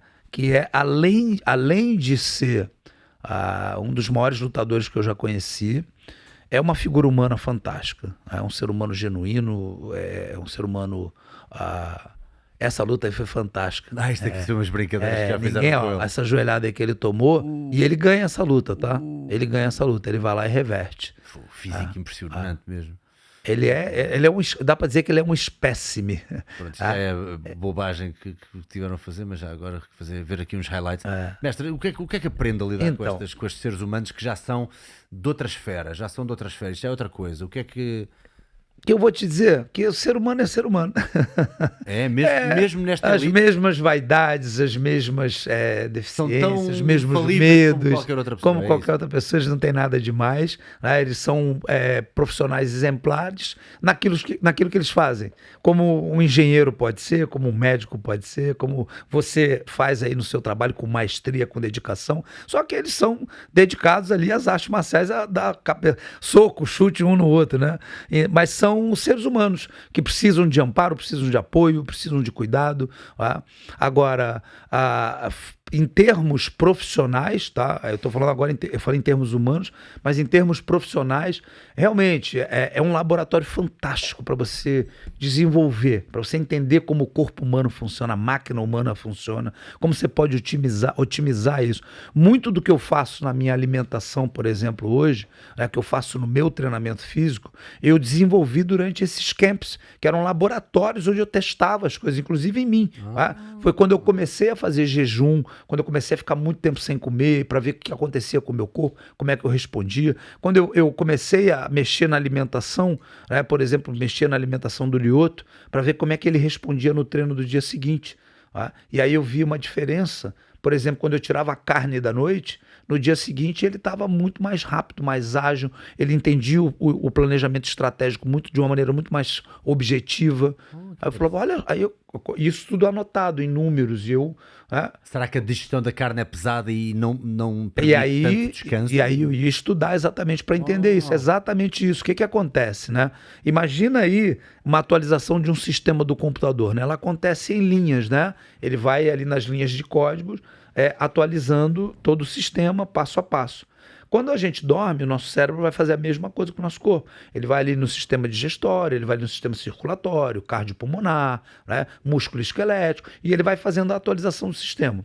Se tiver algum programa aberto no teu computador, o que acontece? Ele não pode atualizar. Ele precisa que você feche o programa para ele começar a atualização. A digestão, ela é um programa que está rodando em segundo plano enquanto você tenta, no sono, atualizar. Não acontece. Então, o que acontece? A carne, ela leva para digerir em torno de 3 horas, tá? Entre 2 e 3 horas. Quando você dorme, o teu metabolismo basal desacelera absurdamente e esse processo digestório vai ampliar em pelo menos 2 horas.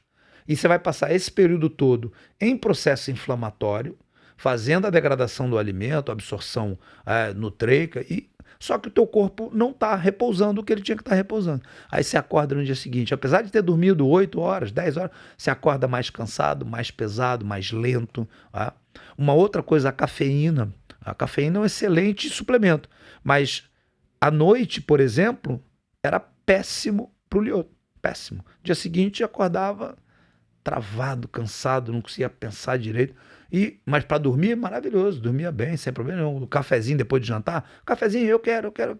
E aí eu anotava, vamos ver como é que ele vai treinar amanhã. Aí no outro dia, sem café, anotava. Opa, a gente fez o mesmo treino, mas o rendimento não foi igual. Ó. Como é que pode? O que será que aconteceu? Aí vai estudar para entender. A cafeína, ela acopla no receptor da adenosina. E a adenosina é que promove o sono reparador. Então ela vai no mesmo receptor da adenosina, ele está ocupado pela cafeína, você pode até pegar no sono. Tem gente que não pega, que é o meu caso, eu nem pego no sono. Quem pega no sono, pega, mas não tem um sono reparador. Então, pequenos ajustes, né? Porque o atleta de alto rendimento é uma máquina perfeita, digamos assim. E imagina uma corrida de Fórmula 1. Todo mundo tem um carro maravilhoso, mas os ajustes dos detalhes é que fazem a diferença. E aí era isso, a gente ia ajustando de detalhe em detalhe até conseguir um grande resultado. Tá? Então, no caso especificamente do Lyoto, foi um dos melhores casos profissionais meus, porque eu consegui um resultado muito grande com uma pessoa que estava emocionalmente muito mexida, muito abalada pela fase da carreira que ele vinha de 3 derrotas consecutivas, uma suspensão de 1 ano e meio, tá? E eu consegui fazer junto com ele, claro, porque é mérito dele de se submeter ao processo, tá? A gente fez um resgate da carreira dele, ele teve 4 vitórias consecutivas enquanto ele teve sob o meu comando. No último estágio, e aí uma outra coisa que para mim serviu enormemente para minha carreira, também, né? Uma lição muito grande, quando você deixa de acreditar, a coisa deixa de acontecer. Por que é que ele deixou de acreditar? O que é que se passou? O que aconteceu? Eu peguei um Lyoto emocionalmente falido. Tá? O que aconteceu com o Lyoto? Ele veio de uma derrota avassaladora contra o Yoel Romero. Ele sofreu um nocaute, uma fratura, um traumatismo no rosto. Ele ficou internado, hospitalizado, cirurgia, etc. Depois voltou e foi tirado para nada pelo Luke Rockhold. Luke Rockhold, né, fez o que quis com o Lyoto. Uhum. E aquilo mexeu muito com ele. Na sequência, por essa luta, ele caiu no doping. Tá? E aí ele ficou 1 ano e meio sem lutar. Fez todo um trabalho, todo um treinamento, toda uma preparação para a volta dele. Pegou um lutador que dá pra gente dizer que é do 2º escalão, que era o Derek Brunson. E foi nocauteado nos primeiros segundos da luta. Então ele emocionalmente estava no fundo do poço, achando que a carreira tinha acabado e que não tinha mais hipótese dele voltar a vencer. Foi quando eu intervi. Porque eu tive uma relação muito boa com o pai dele, foi meu técnico na seleção brasileira durante alguns anos, e eu me senti na obrigação de contribuir, porque eu sentia que eu tinha o conhecimento para contribuir. Eu mandei uma mensagem para ele, um e-mail, e falei, olha, eu sei o que está acontecendo de errado na tua vida e eu consigo te ajudar. E aí, alguns minutos depois, toca o telefone e ele, pô, o que é que está acontecendo? Eu falei, não é assim que funciona, eu preciso que você venha para o Brasil e passe um tempo comigo e eu vou consertar o que está errado e você vai voltar a vencer. E aí o legal foi que ele acreditou. Ele acreditou no que eu falei e veio, foi pro Brasil. E ali eu apresentei o Gregory Se Rodrigues calhar para foi ele. preciso essa limpeza, não é? Para ir de faixa branca novamente. Exatamente. E sair do pedestal de ser o campeão do UFC, ser filho de um dos maiores mestres de karatê do mundo, que era o pai dele, e se submeter uma outra pessoa para orientá-lo. E ele fez isso, ele teve essa humildade, ele teve essa retidão de caráter, que é muito difícil. Né? Ele podia muito bem falar, pá, o que esse cara tem para me ensinar? Mas o Lyoto foi meu colega, ele cresceu me vendo lutar. Então eu lembro, já tinha eu lembro, uma ascensão sobre ele. Então eu lembro da carinha dele sentado ali na volta do tatame, me olhando competir e depois vindo e perguntar como é que você fez isso, como é que você fez aquilo. Então eu sabia que eu tinha uma ascensão. E quando eu falei para ele que eu sabia o que estava acontecendo, e eu afirmei com muita segurança, com muita propriedade, aquilo deu para ele a confiança de que realmente havia algo a ser consertado. Ele veio, a gente fez um trabalho fantástico junto com o Gregory Rodrigues. Né? Foi aí que eu comecei a introduzir o Gregory no mundo do MMA mais efetivamente. Era o sparring partner exatamente. do Lyoto? E éramos só nós três. Era eu, o Gregory e o Lyoto em uma casa fechada a semana inteira. Eu falava assim, ó, eu não posso ver minha família que está no Brasil, você não pode ver a sua que está ali na esquina, não me interessa. Estavam onde? Que zona é que estavam? A gente estava nessa época na Califórnia, em Palos Verdes. Ou ali em Manhattan Beach, muito bonito. Mas era uma casa fechada, onde a gente passava o dia inteiro treinando, ia pro ginásio, voltava para casa, ia pro ginásio, voltava. E o mestre não sentiu que precisava de mais pessoas, mais corpo? Não, porque eu só precisava entrar na mente dele. O que é que se estava a passar com o jogo dele? O que é que não estava a funcionar? Era um detalhe... Assim, pode ser mais técnico, se eu não conseguir eu pergunto. Basicamente, era emocional, tá? Ele estava emocionalmente abalado, muito abalado. E eu precisava trazer o que para ele de volta? Confiança. Tá? Mas ele tinha um erro técnico, simples até de corrigir, mas que é cometido pela maioria dos lutadores. Pois é, que tanta vez torna-se um hábito, né? E as pessoas falam assim, mas o cara é campeão, não interessa, mas ele está errando, ele erra isso, qual o problema? E é um jogo de quem erra menos, tá? Porque todo mundo erra pra caramba. A gente cansa de ver lutador errando aí, guarda errada, soco errado, chute errado, tudo errado, caminhar errado. E podem ganhar mesmo. E mesmo assim é ganhar, não está em questão se o cara ganha ou não, está em questão se ele está executando a técnica certa ou não. E o Lyoto, ele fazia um erro básico, que é frenar o movimento no calcanhar. Quando você aterriza o golpe com o calcanhar, você tem um impacto que tem um retorno muito grande. Um vetor de... Refere-se ao pé de apoio? O pé de chegada, o pé da frente. Ok. Quando você aterra o golpe, né? Quando você aterriza o golpe no adversário, se você choca o calcanhar, você tem uma força vetorial antagônica ao movimento de aceleração. Isso já tira a potência do golpe, muito, e também ele cria um efeito sequencial. Você pisa o calcanhar, a planta, a ponta, depois você está apto a recuar ou avançar. Antes, nesse meio tempo, que leva uma fração de segundo, alguns centésimos, você está inerte. E era onde o Lyoto estava sendo acertado no contragolpe. Toda vez ele estava sendo contragolpeado. Perdia ali uma fração de segundo. Ele perdia uma fração de segundo. E aí a gente trocou isso para frenagem no terço anterior, que é ali a parte dos dedos do pé, a parte da frente. Ou seja, ali, mesmo o pé da frente não pôs o calcanhar. Com o calcanhar, com o terço anterior. E aí não é o que nos ensinam muitas vezes. Exatamente. E aí... Muitas vezes o pé da frente é plantado, o de trás é que está ligeiramente levantado. Pois é. E aí, quer dizer, escola para escola, mas quando você avança, basicamente em todo o desporto, você frena com o terço anterior. Pois. Você só frena com o calcanhar... Quase não há desporto com os calcanhares no chão, a verdade. Exatamente. É essa, você só treina... Exatamente. O calcanhar é para fazer pivô ou para sair tangenciando. Então você não usa o calcanhar para avançar. Então isso acontece com vários lutadores. Quando a gente corrigiu isso, o que aconteceu? Eu submeti ele a uma pressão muito grande, porque o Gregory, como vocês viram aí, é um espécime. Eu sei aqui o vídeo do mestre a fazer footwork. Eu estava aqui à procura de qual era o vídeo, mas há um vídeo em que o mestre está olha, está a ver de volta e meia dá assim uns erros. Olha, agora está com estes erros assim que eu não sei bem de onde é que isto vem. O mestre tem feito aquelas naquela cruz, tem feito os exercícios de mobilidade. Várias movimentações ali. Perdão. Enfim, e aí a gente corrigiu isso. E quando a gente corrigiu isso, eu vinha fazendo um trabalho muito intenso psicológico com o Lyoto. Essa privação da família, sair da zona de conforto. Tá? Aquilo que a gente fala, a gente se ouve muito falar isso, a zona de conforto. O que era a zona de conforto do Lyoto? A família, a casa onde ele morava, toda a condição que ele já havia conquistado, o fato de ser um campeão do UFC. Eu falo, eu não estou aqui para te ensinar a lutar, Lyoto. Eu estou aqui para fazer alguns ajustes e trazer para você um novo roteiro de um novo filme. A gente vai estrear, agora você vai estrear um novo filme. Chama-se Lyoto contra Eric Anders. Nesse filme, a tua atuação vai ser a seguinte. Você vai fazer, eu não estou te ensinando a lutar, meu amigo. Você já é campeão do UFC, você já sabe lutar. Eu só quero que você atue nesse papel agora. No cara que venceu o Eric Anders. E aí eu pegava o Gregory, né, e era todo dia muita pressão, porque o Gregory é realmente... Eu não gostaria de ser obrigado a treinar com o Gregory todo dia. E aí isso trazia a percepção para o Lyoto de que nada podia ser pior do que aquilo.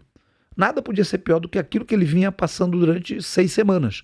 Quando ele entrava no cage, ele se sentia confortável. Porque muito difícil algum outro lutador trazer o tipo de pressão que o Gregory trazia para ele todo dia. Tá? Porque o Gregory é extremamente forte, muito versado, além de todo o amparo técnico e emocional que eu dava para ele.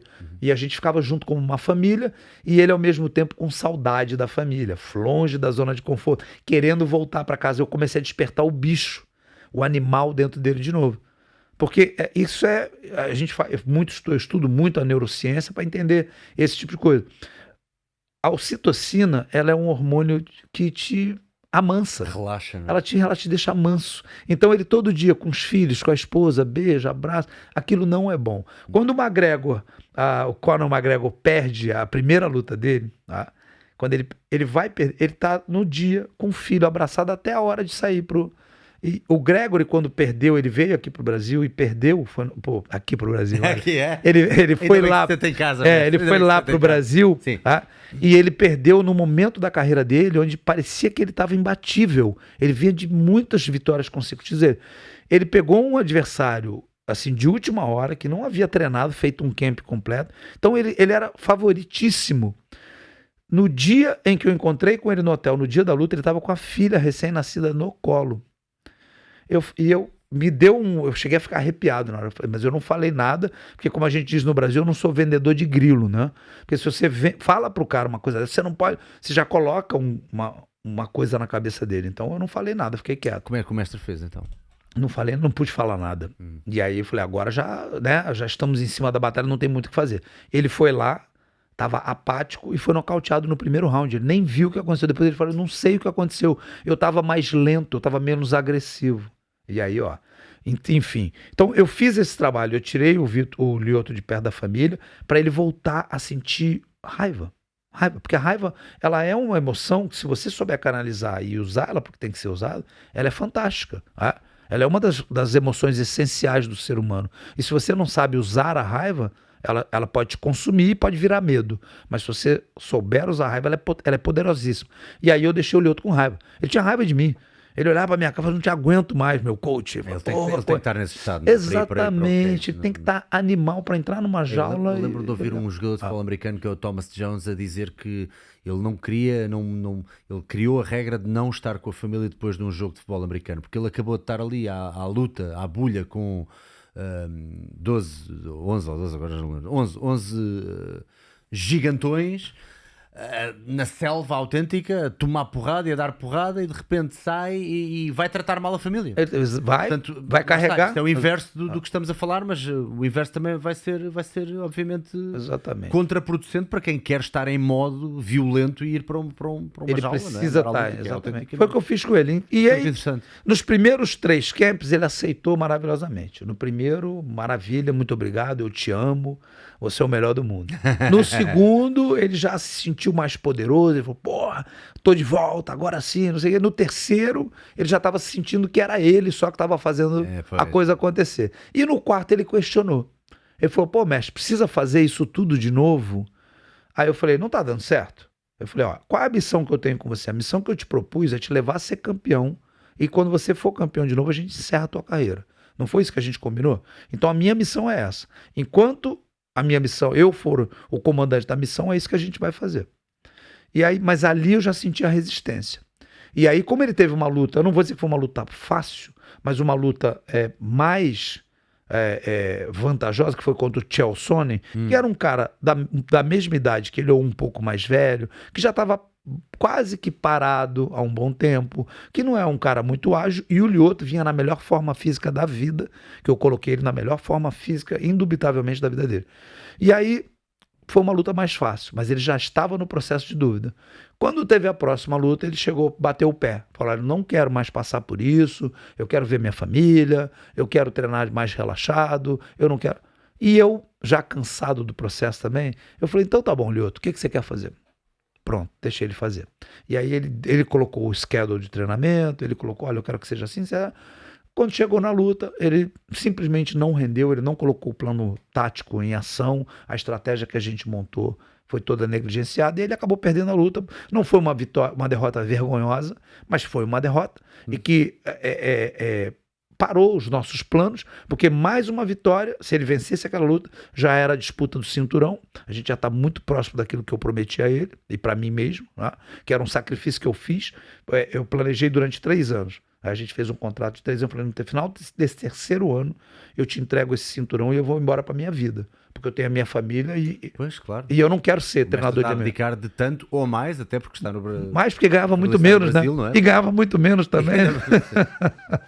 Exato. Não é? Falar disso, né? Exatamente. Que interessante. Depois aí acaba por Mas é um grande... É um grande aprendizado para o mestre. É um grande aprendizado. O mestre aprendi. fica também melhor ainda no que faz por causa disto e de lidar com estas informações. E ali eu desenvolvi uma certeza. Está no topo. Eu desenvolvi uma certeza. Eu não quero mais ser treinador de MMA. Não me convidem, porque eu não quero. Já recebi vários convites falando, não, porra, por favor. É uma coisa que realmente teve um momento, foi uma experiência fantástica, aprendi demais, ganhei um bom dinheiro, porque eu fui um treinador muito bem pago, tirando alguns calotes que eu levei por aí, entendeu? Mas o resto eu fui muito bem pago. Mas é uma experiência que passou. Foi uma coisa muito positiva que passou. E não entrando assim em demasiadas profundidades, mas já agora, tecnicamente, de que forma é que ajudou, por exemplo, o Vitor Belfort também a mudar o seu jogo? Então, o Vitor Belfort foi muito ensinar para ele a controlar a distância de uma forma mais efetiva, melhorar o posicionamento postural dele, coisa que ele... É muito curioso isso, né? Os velhos hábitos, né, eles costumam às vezes a voltar, né? Então, se você reparar no Lyoto, a fase em que ele estava sob meu comando, que foi entre Rich Franklin e Ronaldo Jacaré, você vê aí contra essa fase não. Mas aqui tu... Não, aí é bem antigo. Aí ele era amigo, eu conhecia ele de garoto, mas aí você coloca aí a luta dele com o Luke Rockhold, ou então com... Do Lyoto ou do Vitor? Do Vitor. Do Vitor. Do Vitor. Pode colocar contra o Rich Franklin, foi o primeiro. Você vai ver uma postura de karateca. Rich Franklin. Isso é muito interessante e eu espero que o YouTube não nos lixe aqui olha os aí, direitos. Não, olha lá, tá vendo? Olha a postura de karateca. Quem tá no corner dele, inclusive, é o Jaime Sandel, que era meu aluno na época, treinava comigo e eu mandei lá me representando. Você vai ver a postura de karateca, olha, ele lutando como se fosse um karateca. Olha que legal. Aí ele tava no auge do treinamento comigo. Repara na postura do Vitor. Olha lá. Karateca. Nada de boxe. Pegando no tempo, tá vendo? Contra-golpe no tempo. Bom. Aquele desvio suficiente para... Postura ereta, coisa que o Vitor perdeu. Ele começa a jogar o tronco para frente depois, por causa do boxe, né? Ele fica mais avançado com o tronco. Ele vai pegar, ele sai da distância, só sai da distância. Beleza. Aí pega de encontro agora, acabou a luta. E agora ele dispara, ele faz aquilo que ele sabe fazer. É fulminante. Que bonito. Acabou, rápido. Bonito. Foi isso aí, a luta foi isso. Quase rápida, igual limpa. ao Wonderboy, o Thompson. Exatamente. O Steven Wonderboy, também gosto muito daquele jogo. Esse mesmo estilo de uma luta limpa, exatamente. Bate, sai, controla a distância. Foi isso que eu comecei a implementar no jogo dele. Aí a gente treinou muito as pernas dele. Aí coloca aí, Vitor Belfort e Luke Rockhold. Esse é emblemático, né? Isso virou highlight do UFC. O Vitor não conseguia chutar na linha de cintura. E aí ele faz isso aí, ó, com o Luke Rockhold. Ele dá um chute giratório na cabeça de um homem de 1,95 m de altura quase, né? Que também chuta bem pra caralho. Que também chuta muito bem, né, cara? Mas aí você já vê o Vitor, ó. Ele já estava começando, mais uma vez com o tronco flexionado para frente. Já tá mais tá vendo? pegador, porque né? ele tava, porque ele estava treinando também com... Bonito. Não, mas o primeiro ele jogou de isca pro cara... O Lucas Rockhold até riu. Falou, você não vai me pegar com isso, mas foi bom, foi rápido, foi bom, foi explosivo. Não há muitos atletas do MMA que eu veja com agora, olha que perfeição agora. Olha a pintura, ó. Ele trisca para um lado e gira para o outro, ó. Você vai ver que coisa bonita. Foi um dos chutes mais bonitos do MMA até hoje, de todos os tempos. Muito bonita essa sequência. O Lucas Rockhold chutou embaixo.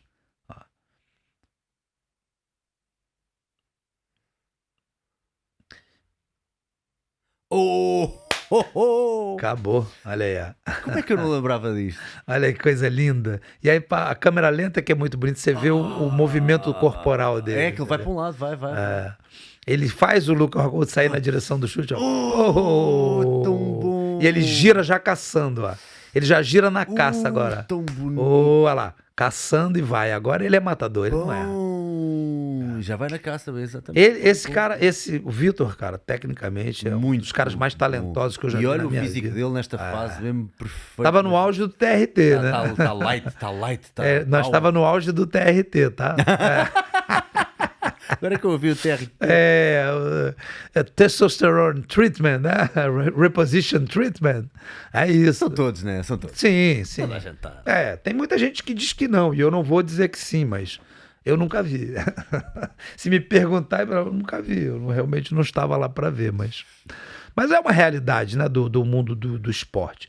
Às vezes as pessoas tapam o sol com a peneira, mas e não é tão evidente quanto as pessoas acreditam, né? Eu sou profissional de educação física há 30 anos e eu lido com isso há muito tempo, então eu conheço muitas pessoas que fazem uso. Às vezes tem a pessoa que você faz uso do seu lado e você não faz nem ideia. Porque ela não é uma pessoa musculosa, ela não é uma pessoa grande. As pessoas associam a isso, né?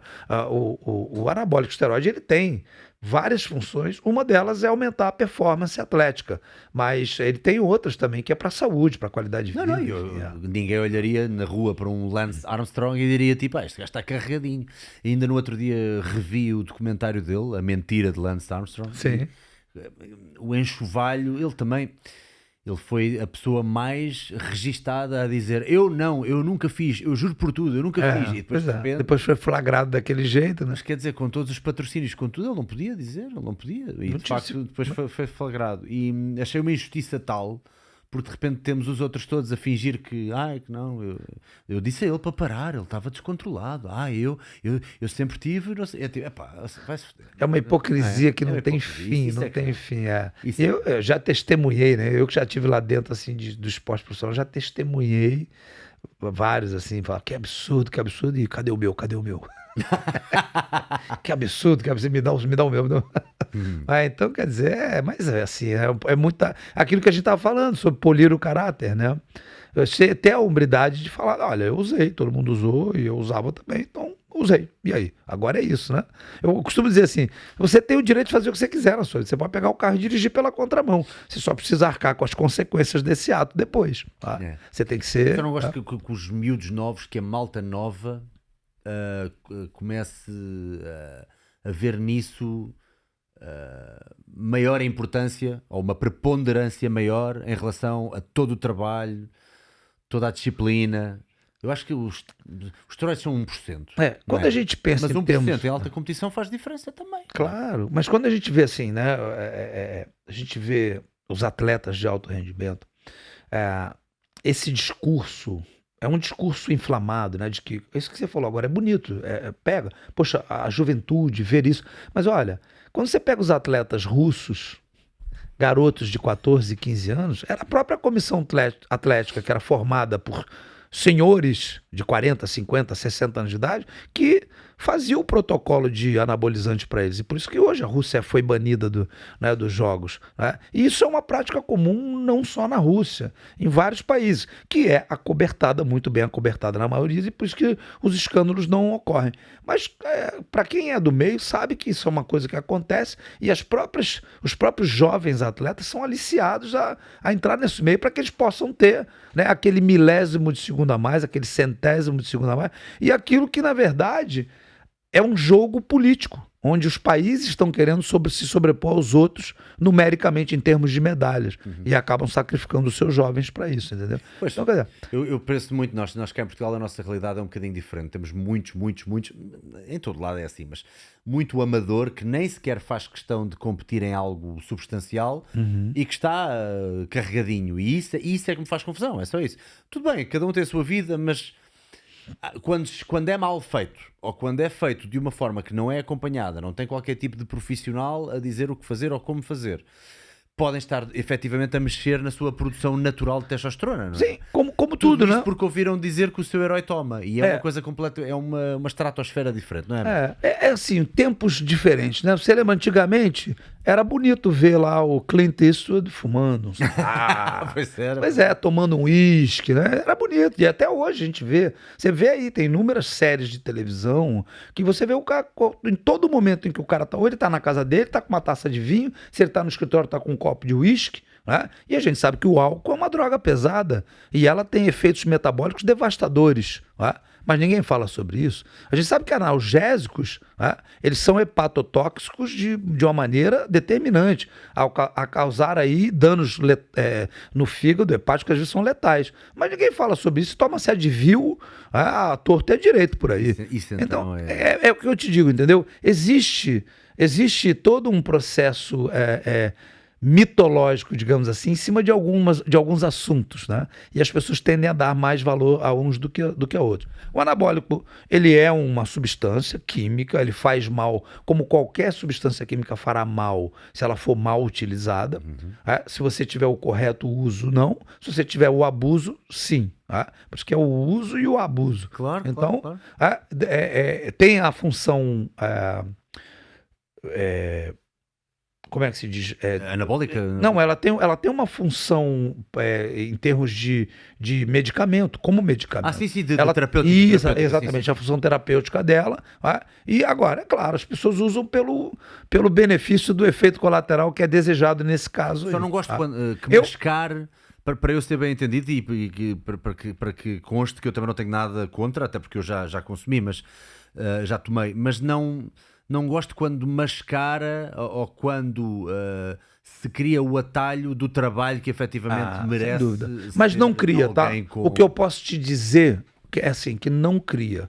Tá? Depois de 40 anos na arte marcial, 35 quase como educador físico, e eu faço reposição hormonal há 10 anos, tá? E já fiz o que hoje eu chamo de reposição hormonal, e hoje é reposição hormonal, eu já fiz ciclos com anabólico esteroide para experimentar, para poder ter a experiência empírica de vivenciar aquilo e não só o que eu li nos livros e não só o que eu ouvi dizer. Até porque lidar com atletas hormonizados exatamente. É diferente do que lidar com alguém que não está a meter farmacêutica nenhuma. O rendimento, isso é muito diferente. Principalmente o psicológico, ele é diferente. Eu estava comentando isso com você. A parte psicológica realmente às vezes tem um efeito muito maior do que o próprio anabólico.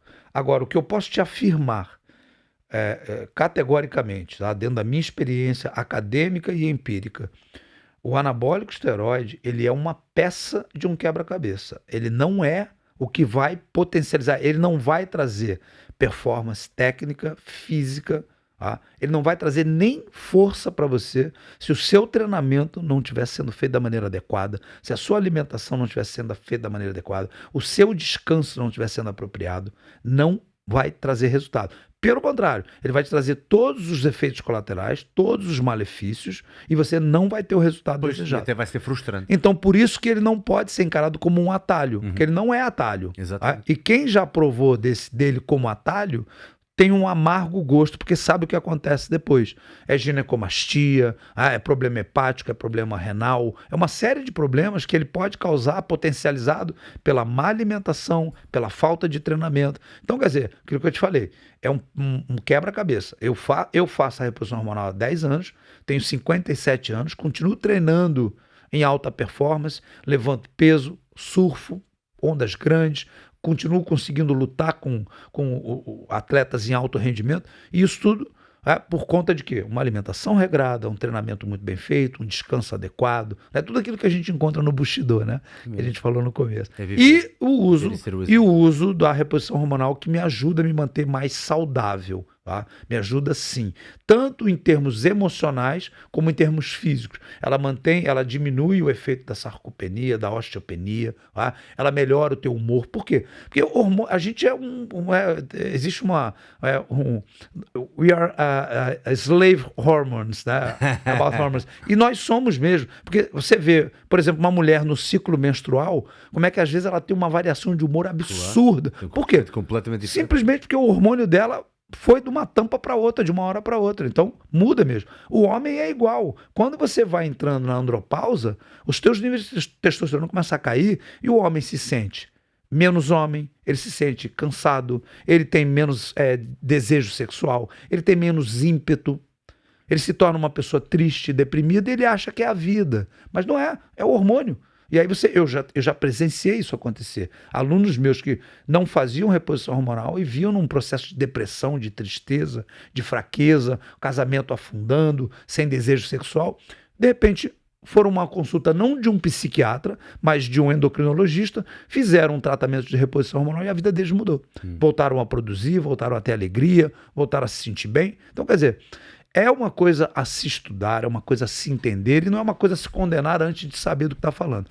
O Brasil ele é muito vanguardista nesse sentido. Eu também acho que sim. Nós temos a Sociedade Brasileira de Endocrinologia, que faz um trabalho fantástico no Brasil, e existem vários estudos que corroboram isso que eu estou falando. A reposição hormonal consciente, bem feita, ela é como qualquer coisa da medicina que vem para trazer qualidade de vida para nós. Às vezes a gente toma uma vitamina E, olha, é muito importante suplementar com a vitamina E, mas a maioria das pessoas não sabe que a vitamina E é um hormônio. É muito importante suplementar com isso, com aquilo. Quando vai ver, é hormônio que você está tomando, você nem sabe. Até porque nós não podemos esquecer dos estigmas, e há bocado o mestre lembrou-me de, há uns tempos atrás, eu entrei aqui numa onda de ver estes anúncios antigos do tabaco, e o tabaco, em muitos anúncios, em muitas destes pósteres, era muito associado, está a ver, Lucky Strike ao sucesso, ao esporte, exatamente. Está aqui um senhor a jogar ténis, não é? E com Lucky magrinho, Strike. Olha, magrinho lá com cigarro e gordinho. Era gordo e depois era magrinho, ficou magrinho.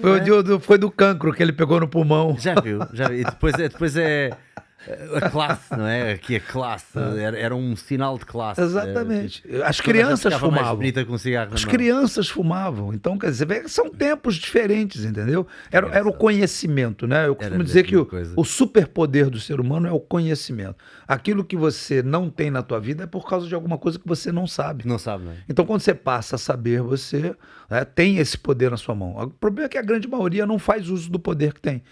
Se aprende, negligencia, né? Ou então não faz questão de aprender. E o mais bonito é que a gente não tem limite para o que você pode aprender. Não tem limite. É mesmo. Não para nunca. Antes de liberá-lo, porque esta conversa está a ser tão boa que por mim ficava aqui o dia todo, mas o mestre tem obviamente outros compromissos. Queria só aproveitar o resto das perguntas que tenho aqui do Patreon. Maravilha, vamos lá. Não são muitas, vamos aproveitar aqui, damos assim uma resposta rápida. Volto a dizer, patreon.com/Salgueiro, onde vocês podem contribuir aqui para o projeto e poder fazer estas perguntas para os podcasts. El Perro é o nome do rapaz que fez a pergunta. Rapaz ou rapariga? Olha, não faço ideia. Boa tarde. Anteriormente, o faixa branca não podia falar no treino. E se continuava treinando, era seguramente com muito sangue, suor e lágrimas. Hoje em dia, os clubes, ginásios ou academias perceberam a informação dos faixas brancas para a manutenção dos ginásios a nível financeiro. Como vê esta evolução e se acha que isto vai resultar em termos no futuro, muitos faixas coloridas água de salsicha? Eu não sei se percebi a pergunta. Eu também não sei se eu percebi a pergunta, mas eu vou dentro do que eu percebi, né? Eu não vejo isso, eu não entendi isso. Ou seja, será que as academias estão a facilitar o treinamento está muito para ter mais... Provavelmente ele tá dizendo que há muito protecionismo hoje em dia. Pronto, que já não é aquela coisa do silêncio. Cala a boca, que faz o que eu estou mandando. Eu acho que a sociedade está assim hoje em dia. Hoje a gente não pode mais expressar a nossa opinião em quase nada, né? Se você... qualquer opinião que você expresse, ela é tida como algum tipo de segregação. O cancelamento. Exatamente. Então, quer dizer, isso é um... Eu não vou dizer que é um mal, mas eu vou dizer que é a tendência da atualidade, da época contemporânea. A gente está vivendo isso em tudo. Você não pode falar uma coisa que você fale aqui, por exemplo, chamou a pessoa de gordinho, pronto. Olha, é gordofóbico, né? Pois então, quer dizer, isso deve acontecer também em algum grau dentro da academia, porque se você fala um pouco mais rigidamente com um menino faixa branca, ele vai em casa, reclama com o pai já vai e tira da academia, e já quer processar o professor, e antigamente não era assim, antigamente as professoras na escola batiam nos alunos, então quer dizer, mais uma vez, né? São novos tempos, a gente precisa aprender a se adaptar e saber lidar com isso. Mas, olha, a gente tem lutadores aí, garotos de 16, 17, 18 anos, lutadores fantásticos, artistas marciais fantásticos. Pois, alguém está fazendo um bom trabalho. Alguém está fazendo um bom trabalho em algum lugar. Então, acho que não. Isso aí é muito é do que está dentro, né? Eu ouvi isso um dia desse, eu achei fantástico. Se você espremer uma laranja, o que vai sair de dentro da laranja? Sumo. De quê? De laranja. De laranja, né? Se você espremer limão. Limão. Então não tem. Quando você espreme a pessoa, sai o que está dentro dela. Se sair uma pessoa que vai ser fracassada e que vai chorar e que vai reclamar, é isso que ela é. Se você espremer e sair um guerreiro dali de dentro, é porque ele é guerreiro. É porque já tinha isso. Exatamente. Então, fantástico. Não tem como você espremer uma pessoa e sair de dentro dela o que não existe. Só vai sair o que existe. Então, eu acredito muito nisso. É isso que faz a diferença no mestre. É por isso que a gente... O mestre é um psicólogo da vida também. A gente fala osso, né? Osso, na arte marcial. O osso é isso. O osso cara, se pressiona e aguenta. Meu irmão, se põe sob pressão e aguenta. Tá? Porque se você não aguentar, você vai quebrar. Então, aguenta a pressão. Bota a pressão em você mesmo. A grosso modo é isso. Deixa de lado as tuas vaidades, deixa de lado aquilo que você acha que sabe da vida e se abre para aprender o que você tem para aprender aqui e aguenta a pressão desse aprendizado. Isso é osso. As pessoas não sabem nem por que falam às vezes, né? Então, cara, isso tem que ter na arte marcial. Se não tiver e o pai de um menino desse não entender, aí a coisa perde o sentido, né? Muito obrigado pela resposta. Este rapaz ou rapariga tem outra questão também. Outra questão, na visão do mestre, como se devem dividir as aulas de jiu-jitsu para passar o conhecimento de diferentes matérias como técnicas de defesa pessoal, queda, jiu-jitsu desportivo com as regras? Olha, eu aprendi num sistema que para mim era muito eficiente e hoje as minhas aulas eu baseio elas nesse tipo de sistema também. A defesa pessoal ela tem que ser premissa de qualquer arte marcial. Porque se você não quer simplesmente ser um atleta e competir, e a gente sabe que 95% dos praticantes de artes marciais não têm interesse em competição, a arte marcial ela tem essa função de preparar para um possível, não desejado, mas um confronto real. Então você precisa estar pronto para isso. E às vezes dá aquele soquinho do ponto, aquela coisa toda do esporte, não vai te preparar para essa situação. Então, defesa pessoal tem que ser premissa de toda a aula de arte marcial. Segundo, fundamentos e posicionamentos técnicos. O cara precisa saber. Porque são 3 coisas que vão definir um combate. Tá? O teu controle de distância, o teu timing, saber a hora certa de golpear e a tua técnica. Se você tem esses 3 fatores desenvolvidos, a coisa funciona. Tá? Força, velocidade, isso aí, assim, quando a técnica se equivale, a força é determinante, realmente. Por isso que nós temos categorias de peso. Não dá para botar o Floyd Mayweather para lutar com o Mike Tyson. Ele vai sobreviver a alguns rounds, mas depois vai apanhar. Eu digo dos dois no auge, né? Contra o Muhammad Ali. Por quê? Porque é muita diferença de peso e de potência. Tô falando de 2 indivíduos com uma técnica muito aproximada. Então, aí realmente faz diferença. Mas quando você tem uma técnica superior, controle de distância, controle de tempo, a coisa é fantástica, entendeu? Funciona dessa maneira. Então, a aula tem que ser, no meu entendimento, você precisa dividir ela, tá? Cuidar primeiro do corpo. Então, afiar a tua espada. O que é isso? Mobilidade, flexibilidade, agilidade, destreza, coordenação, equilíbrio. Isso tudo tem que estar envolvido no teu treinamento. Força. Tem que estar envolvido no teu treinamento. E aí você vai. Os fundamentos da arte marcial, da técnica. Lapidar cada um. É igual pegar a espada e afiar. Não adianta eu sair querer cortando. Só cortar. Vai chegar uma hora que você vai parar de cortar, porque vai perder o fio. Então você precisa ir para o fundamento, voltar a afiar a espada. Tá? e defesa pessoal. Então, toda a aula do Karatê Jutsu, por exemplo, que é a modalidade que eu hoje verso, né? Eu não vou dizer que é uma modalidade que eu criei, que é muita pretensão, mas é uma modalidade que eu idealizei, baseada em tudo que eu aprendi ao longo desses meus mais de 40 anos de arte marcial, tá? Em estudo, em pesquisa, em ensino, em treinamento. E eu trouxe essa vertente para Portugal. Portugal hoje é o maior sítio no mundo do Karatê Jutsu. Nós temos aqui a IAKJ, que é representante do Karatê Jutsu aqui em Portugal. Nós temos o sensei Pedro Veloso, sensei Ricardo Leite, sensei Pedro Seguro, sensei Frederico Hilário, que inclusive é o responsável por eu estar aqui hoje, né? É mesmo. Não, é ele abraço que... para o Frederico. Grande abraço, Frederico. E muitos outros, me perdoem se eu não disser o nome aqui agora, mas que hoje representam de forma brilhante o Karatê Jutsu em Portugal, trazendo para Portugal a vanguarda disso no mundo. Né? Porque eu tenho o orgulho de dizer que uma das primeiras pessoas a trazer esse assunto para o mundo, né? Fui eu, através do meu livro, do meu primeiro livro, que chama-se Jutsu, a arte oculta no Karatê, tá?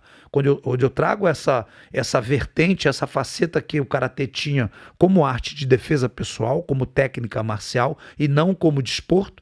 E hoje todo o treinamento da IAKJ é baseado nisso. Então nós temos lá o treinamento do corpo como um todo, depois nós temos o treinamento do fundamento, o desenvolvimento para a luta propriamente dita e o encerramento da aula, uma técnica de defesa pessoal para uma situação corriqueira do dia a dia, como uma agarrada no pescoço, na gola, né, uma gravata, alguma coisa assim que possa acontecer numa situação realística, entendeu? Então esse é o treinamento que a gente faz aí no Karatê Jutsu, né? As pessoas fazem, mas Karatê Jutsu é a mistura do Karatê com Jiu-Jitsu? O que é isso? Parece uma modernização do Karatê, não é? Para atender mais às necessidades da luta. Porque mas o Karatê tradicional... Ele é restrito, porque é aquilo que eu já até salientei. O Karatê tradicional, na verdade, ele não é a tradição, porque tradicional é a partir de 1950. Só que o Karatê não nasceu em 1950. Ele nasceu nos idos de 880 e pouco. Né? Então, nessa época, o Karatê era uma arte marcial que não havia desporto. Não havia hipótese de se pensar em uma competição de Karatê. Então o Karatê era uma arte de combate. E como arte de combate, era uma arte completa, que versava na luta de pancadas, né? No momento em que você se agarrava, se clinchava com o adversário. Se eventualmente fosse ao solo, tinha as técnicas pertinentes.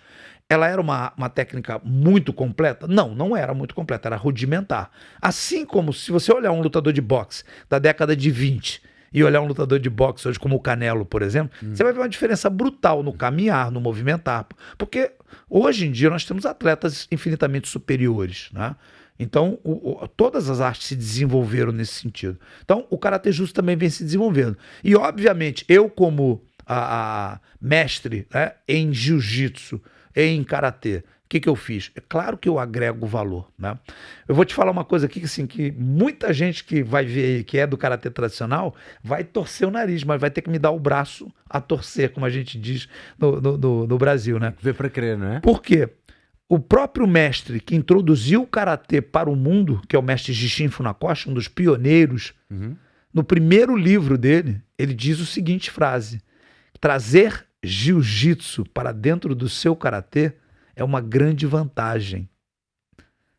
Então ele tem essa frase ali dentro do primeiro livro. Ele reconhecia a importância. Ele já entendia da luta corpo a corpo, de como é importante. Porque no caso de você, por exemplo, ele era um homem de 60 quilos. Menos de 60 quilos, 57, 58. Ele era muito pequeno. E ele entendia que quando ele confrontava um cara muito maior e mais pesado, sem saber a luta corpo a corpo, ele não tinha a menor chance. A gente estava comentando sobre o Ernest Rush que teve aí com você, né? Exatamente. Ele enfrentou o Bob Sapp, que era um homem de 160 quilos, um monstro com 2,3 metros de altura. O Ernest Rush, um homem muito grande também, com seus 90 e poucos quilos, detentor de uma técnica fantástica, bateu, literalmente surrou o Bob Sapp durante 2 rounds. Mas quando tomou um golpe na cabeça, o que aconteceu? Foi nocauteado. Né? Então, quer dizer, você vê a supremacia da força física. Já nós temos o Minotauro, que é o lutador brasileiro de jiu-jitsu, que enfrentou o mesmo Bob Sapp e depois de um castigo muito grande, foi lá e venceu a luta. Usando o quê? A luta agarrada, a luta corpo a corpo. Então, a luta corpo a corpo, olha aí, ó, o Bob Sapp na grosseria batendo num super campeão mundial de kickboxing, não é? De Muay Thai e kickboxing. Então, na grosseria, você vê que ele fez ali o que não precisa saber lutar para fazer. Ele saiu dando o que a gente chama no Brasil de mata-cobra. Né? Ele saiu dando um monte de soco aleatório e foi acertando. Pois é. Então, é isso que a gente precisa entender. Né? Olha a diferença de tamanho. Meu Deus. É um monstro, olha, um monstro. De 160 quilos andando na direção do outro. São guindastes. Exatamente. É muita potência, é muita pressão. Não dá, não tem como. Mano do céu. Então, agora, se você colocar ali Minotauro contra Bob Sapp, você vai ver na luta corpo a corpo, ele conseguindo finalizar. E o Minotauro é bem menor do que o Ernest Rush. Tá? Olha aí, a gente vai ver aí o Minotauro contra o Bob Sapp. Ele vai lá e com uma chave de braço ele finaliza o combate. Tá? Então, quer dizer, olha aí, ó lá, se defendendo deitado no chão, ó lá, se protegendo, ó, recebendo as pancadas e absorvendo, para de repente ir ali. Ter ali o bracinho Isso, já. Exatamente, na luta corpo a corpo. Suportando o castigo que o Ernest Rush não suportou em pé, ó, porque em pé as pancadas são muito mais fortes. Ó, então tem muito mais alavanca, etc. Para depois ele lá, ó, na luta corpo a corpo, ele vai ali como quem não quer nada, daqui a pouco ele vira, pega a chave do braço e pum. Olha lá, que beleza. Ó. Isso é técnica pura. Só quem sabe, conhece a técnica, sabe que é uma técnica pura, refinada. Tá? Então, o próprio mestre do Karatê, ele afirma no livro dele. Aí, ó, acabou a luta, já era. Não tem mais o que fazer. E o homem que não sabe lutar no chão, é isso aí, ó. Não interessa tamanho, não interessa força. Ele não sabe o que fazer. Olha lá, acabou. Ó. O braço dele foi para o espaço. Foi 2 meses de tipóia depois. Então, o próprio mestre do Karatê já avisava a gente, já alertava. Se você puder trazer jiu-jitsu para o seu Karatê, vai fortalecer seu Karatê. Então, foi o que eu fiz. Eu li há 30 anos a obra literária do mestre Funakoshi, eu entendi, eu absorvi e eu trabalhei para isso. Então, hoje, o Karatê Jutsu que eu verso, ele é muito à frente do Karatê Jutsu antigo, porque ele tem técnicas do jiu-jitsu agregadas, sim, e isso dá uma versatilidade para o lutador fantástica. Né? É como se fosse um MMA dentro da técnica do karatê. Você tem a luta de pancada, que a gente chama de striking, a gente tem a luta clinchada de projeções, e a gente tem a luta no solo também. Então, esse karatê, aqui em Portugal, está se desenvolvendo de uma maneira fantástica na mão de grandes mestres, né? Como é o caso do Pedro Veloso, do Ricardo Leite, que é um mestre do Goju-Ryu, do Karatê Goju-Ryu, se eu não me engano é um 6º dan do Karatê Goju-Ryu, um homem que tem uma história fantástica dentro do Karatê tradicional, e mesmo assim conheceu o Karatê Jutsu e reconheceu no Karatê Jutsu uma ferramenta fantástica para a evolução, e hoje é um instrutor da IAKJ. Tá? Assim como o Pedro Veloso tem uma história como atleta extensa dentro do Karatê Shotokan e também aceitou e entendeu o Karatê Jutsu, professor Pedro Seguro do Karatê Shokukai, né? Inúmeras escolas, diferentes escolas, reconhecendo no Karatê Jutsu. Isso é que é fantástico. Isso é que é fantástico, né? Porque é de vários estilos diferentes de Karatê a reconhecer então essa... E o mais bonito, Bruno, é que se não são leigos, não são iniciantes, são mestres nas suas modalidades, nos seus estilos, percebendo a beleza que existe, a eficácia que existe no Karatê Jutsu. Então, isso me enche de orgulho, né? Por isso eu estou, já é a 2ª vez esse ano que eu venho a Portugal, ainda volto em outubro. Né? Nós estamos promovendo para novembro, eu e o professor Pedro Veloso aqui, junto da IAKJ, um congresso, um treinamento de inteligência emocional para atletas e para professores de artes marciais, todas as artes marciais, porque é uma questão muito importante, né? Eu tenho muitas formações em inteligência emocional, acabei de fazer agora pelo Instituto Lilman no Brasil, uma formação de treinador em inteligência emocional, e eu vejo que é uma valência que é pouco explorada. Eu utilizei muito como head coach dos lutadores lá do UFC, utilizo até hoje nas minhas palestras, em tudo que eu faço. Eu estou aqui para Portugal, inclusive vou palestrar agora na base americana lá em Açores, né, na Ilha Terceira, se eu não me engano, para falar exatamente sobre inteligência emocional, para falar sobre esse aspecto, como trazer essa inteligência das artes marciais para a nossa vida, para o dia a dia. É o meu 2º livro, que é um best-seller hoje das artes marciais, que é o Black Belt Mind, Os Segredos da Mente Faixa Preta. Então, eu venho reunindo, né, toda essa experiência ao longo desses 40 anos aí de estrada na arte marcial para trazer para as pessoas aquilo que eu entendo que é a minha responsabilidade. Trazer conhecimento, compartilhar com elas tudo aquilo que eu pude aprender, todos os benefícios que eu colhi através da arte marcial, para que elas possam levar isso para a vida delas também. Porque realmente é fantástico, realmente é muito bacana. E é muito bom, né, ser tão bem acolhido assim por Portugal como eu tenho sido acolhido aqui. É fantástico. Ainda bem, fico muito contente porque de facto as escolas estão all over the place, estão aqui em todos os sítios mais sonantes em Portugal. Portanto, malta, se vocês forem ao Instagram Karaté Jutsu Portugal, vocês têm lá as informações todas e obviamente sigam aqui o mestre Vinícius Anthony também. Vinicio Anthony. Você está a falar italiano? Eu parlo um pouco. Parlo. Não molto, capisco meglio do que parlo. Vinicio Anthony aqui nas redes sociais do Instagram. Tenho só uma última pergunta do Patreon e vamos fechar. Porque eu acho que também casa aqui bem com esta conversa dos estilos que estávamos a ter e em particular do Karaté Jutsu. André, olá Bruno, numa altura em que diziam que o Karaté não funciona numa luta real, o Lyoto conseguiu por várias vezes demonstrar o contrário. A base dele é em Karaté. Obviamente teve que haver algum processo de transformação ao estilo de luta do Lyoto para estar pronto para o UFC.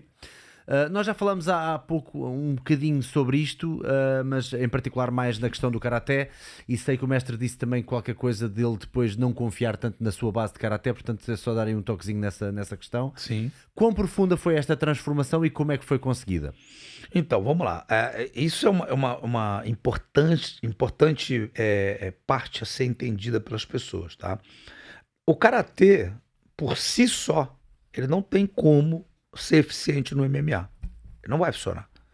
O Karatê do Lyoto se tornou eficiente a partir do momento que o Lyoto uniu o jiu-jitsu, o judô, o wrestling, tá, ao Karatê dele. Aí a coisa começou a funcionar. Porque antes, tá, era inviável, não aconteceria. Era um lutador formatado, não tem como, exatamente. Não tem como.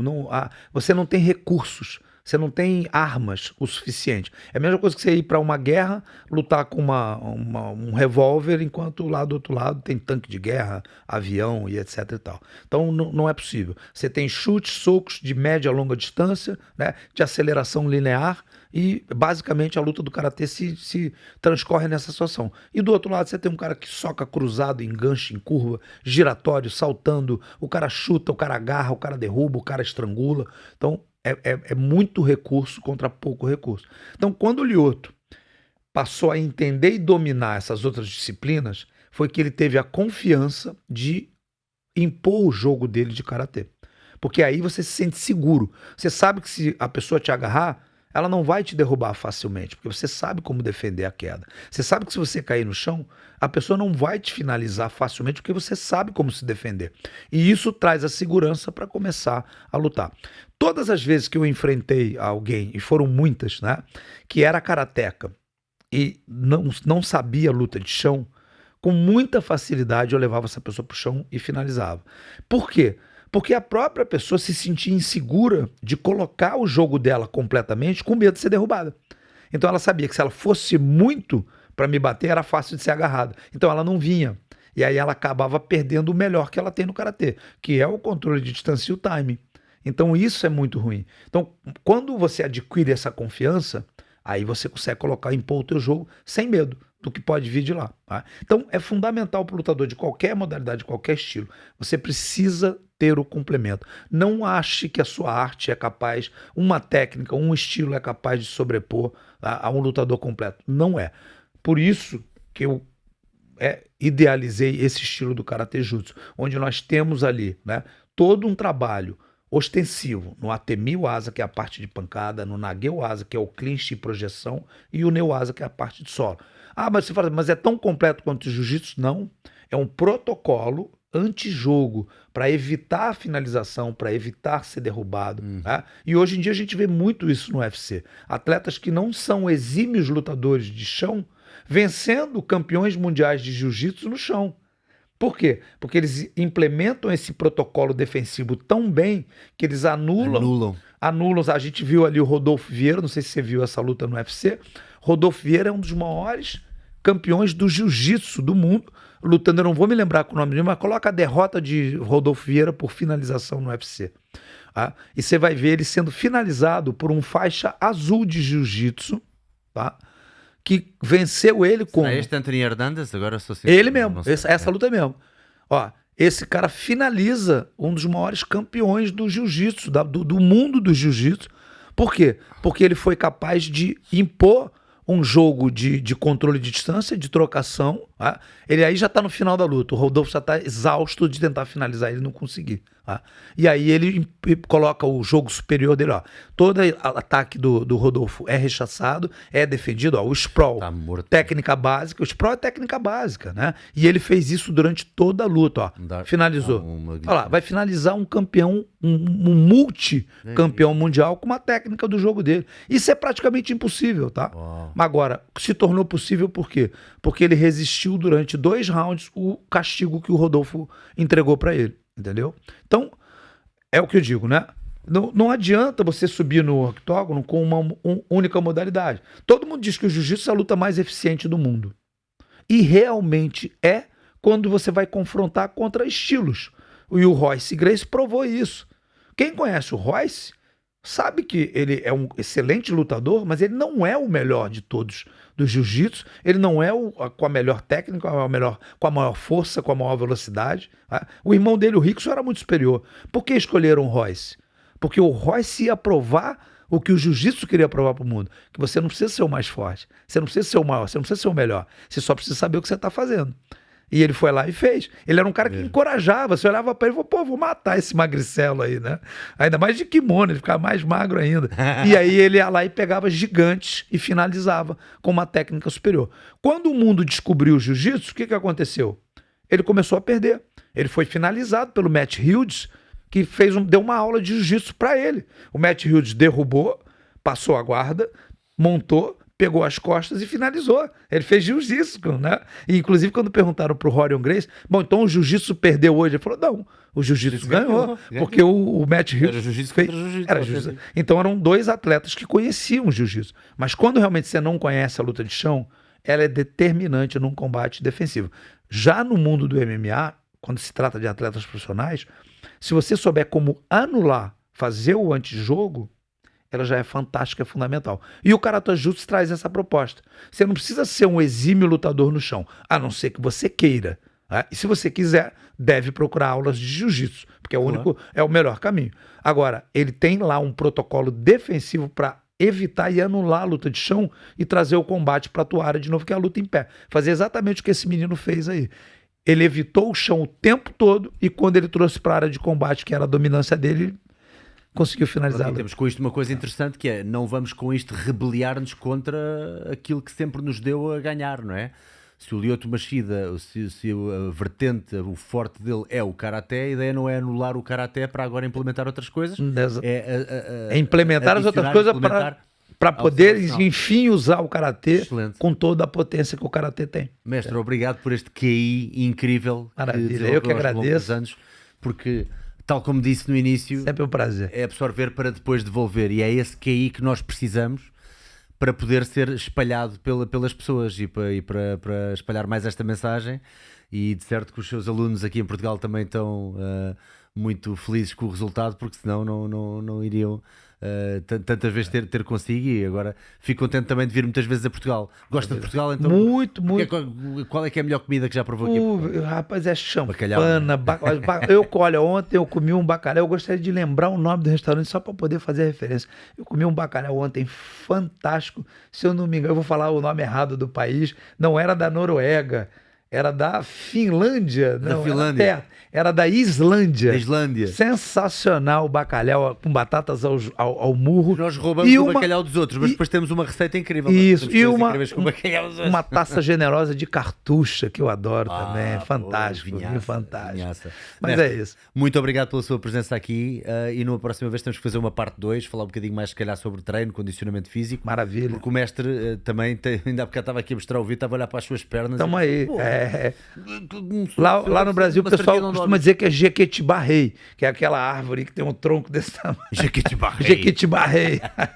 Então pronto, o episódio 2 com o Jequitibá-rei aqui numa próxima. Mestre, obrigado mais uma vez. Eu que agradeço. Malta, façam like, partilhem e já sabem, através do patreon.com/salgueiro vocês podem contribuir e tomar parte aqui da nossa conversa através das vossas perguntas, convém coloquei-as, e ver também antestreias e ainda treinar comigo via Zoom. Um grande abraço e até já. Deus. Bom demais.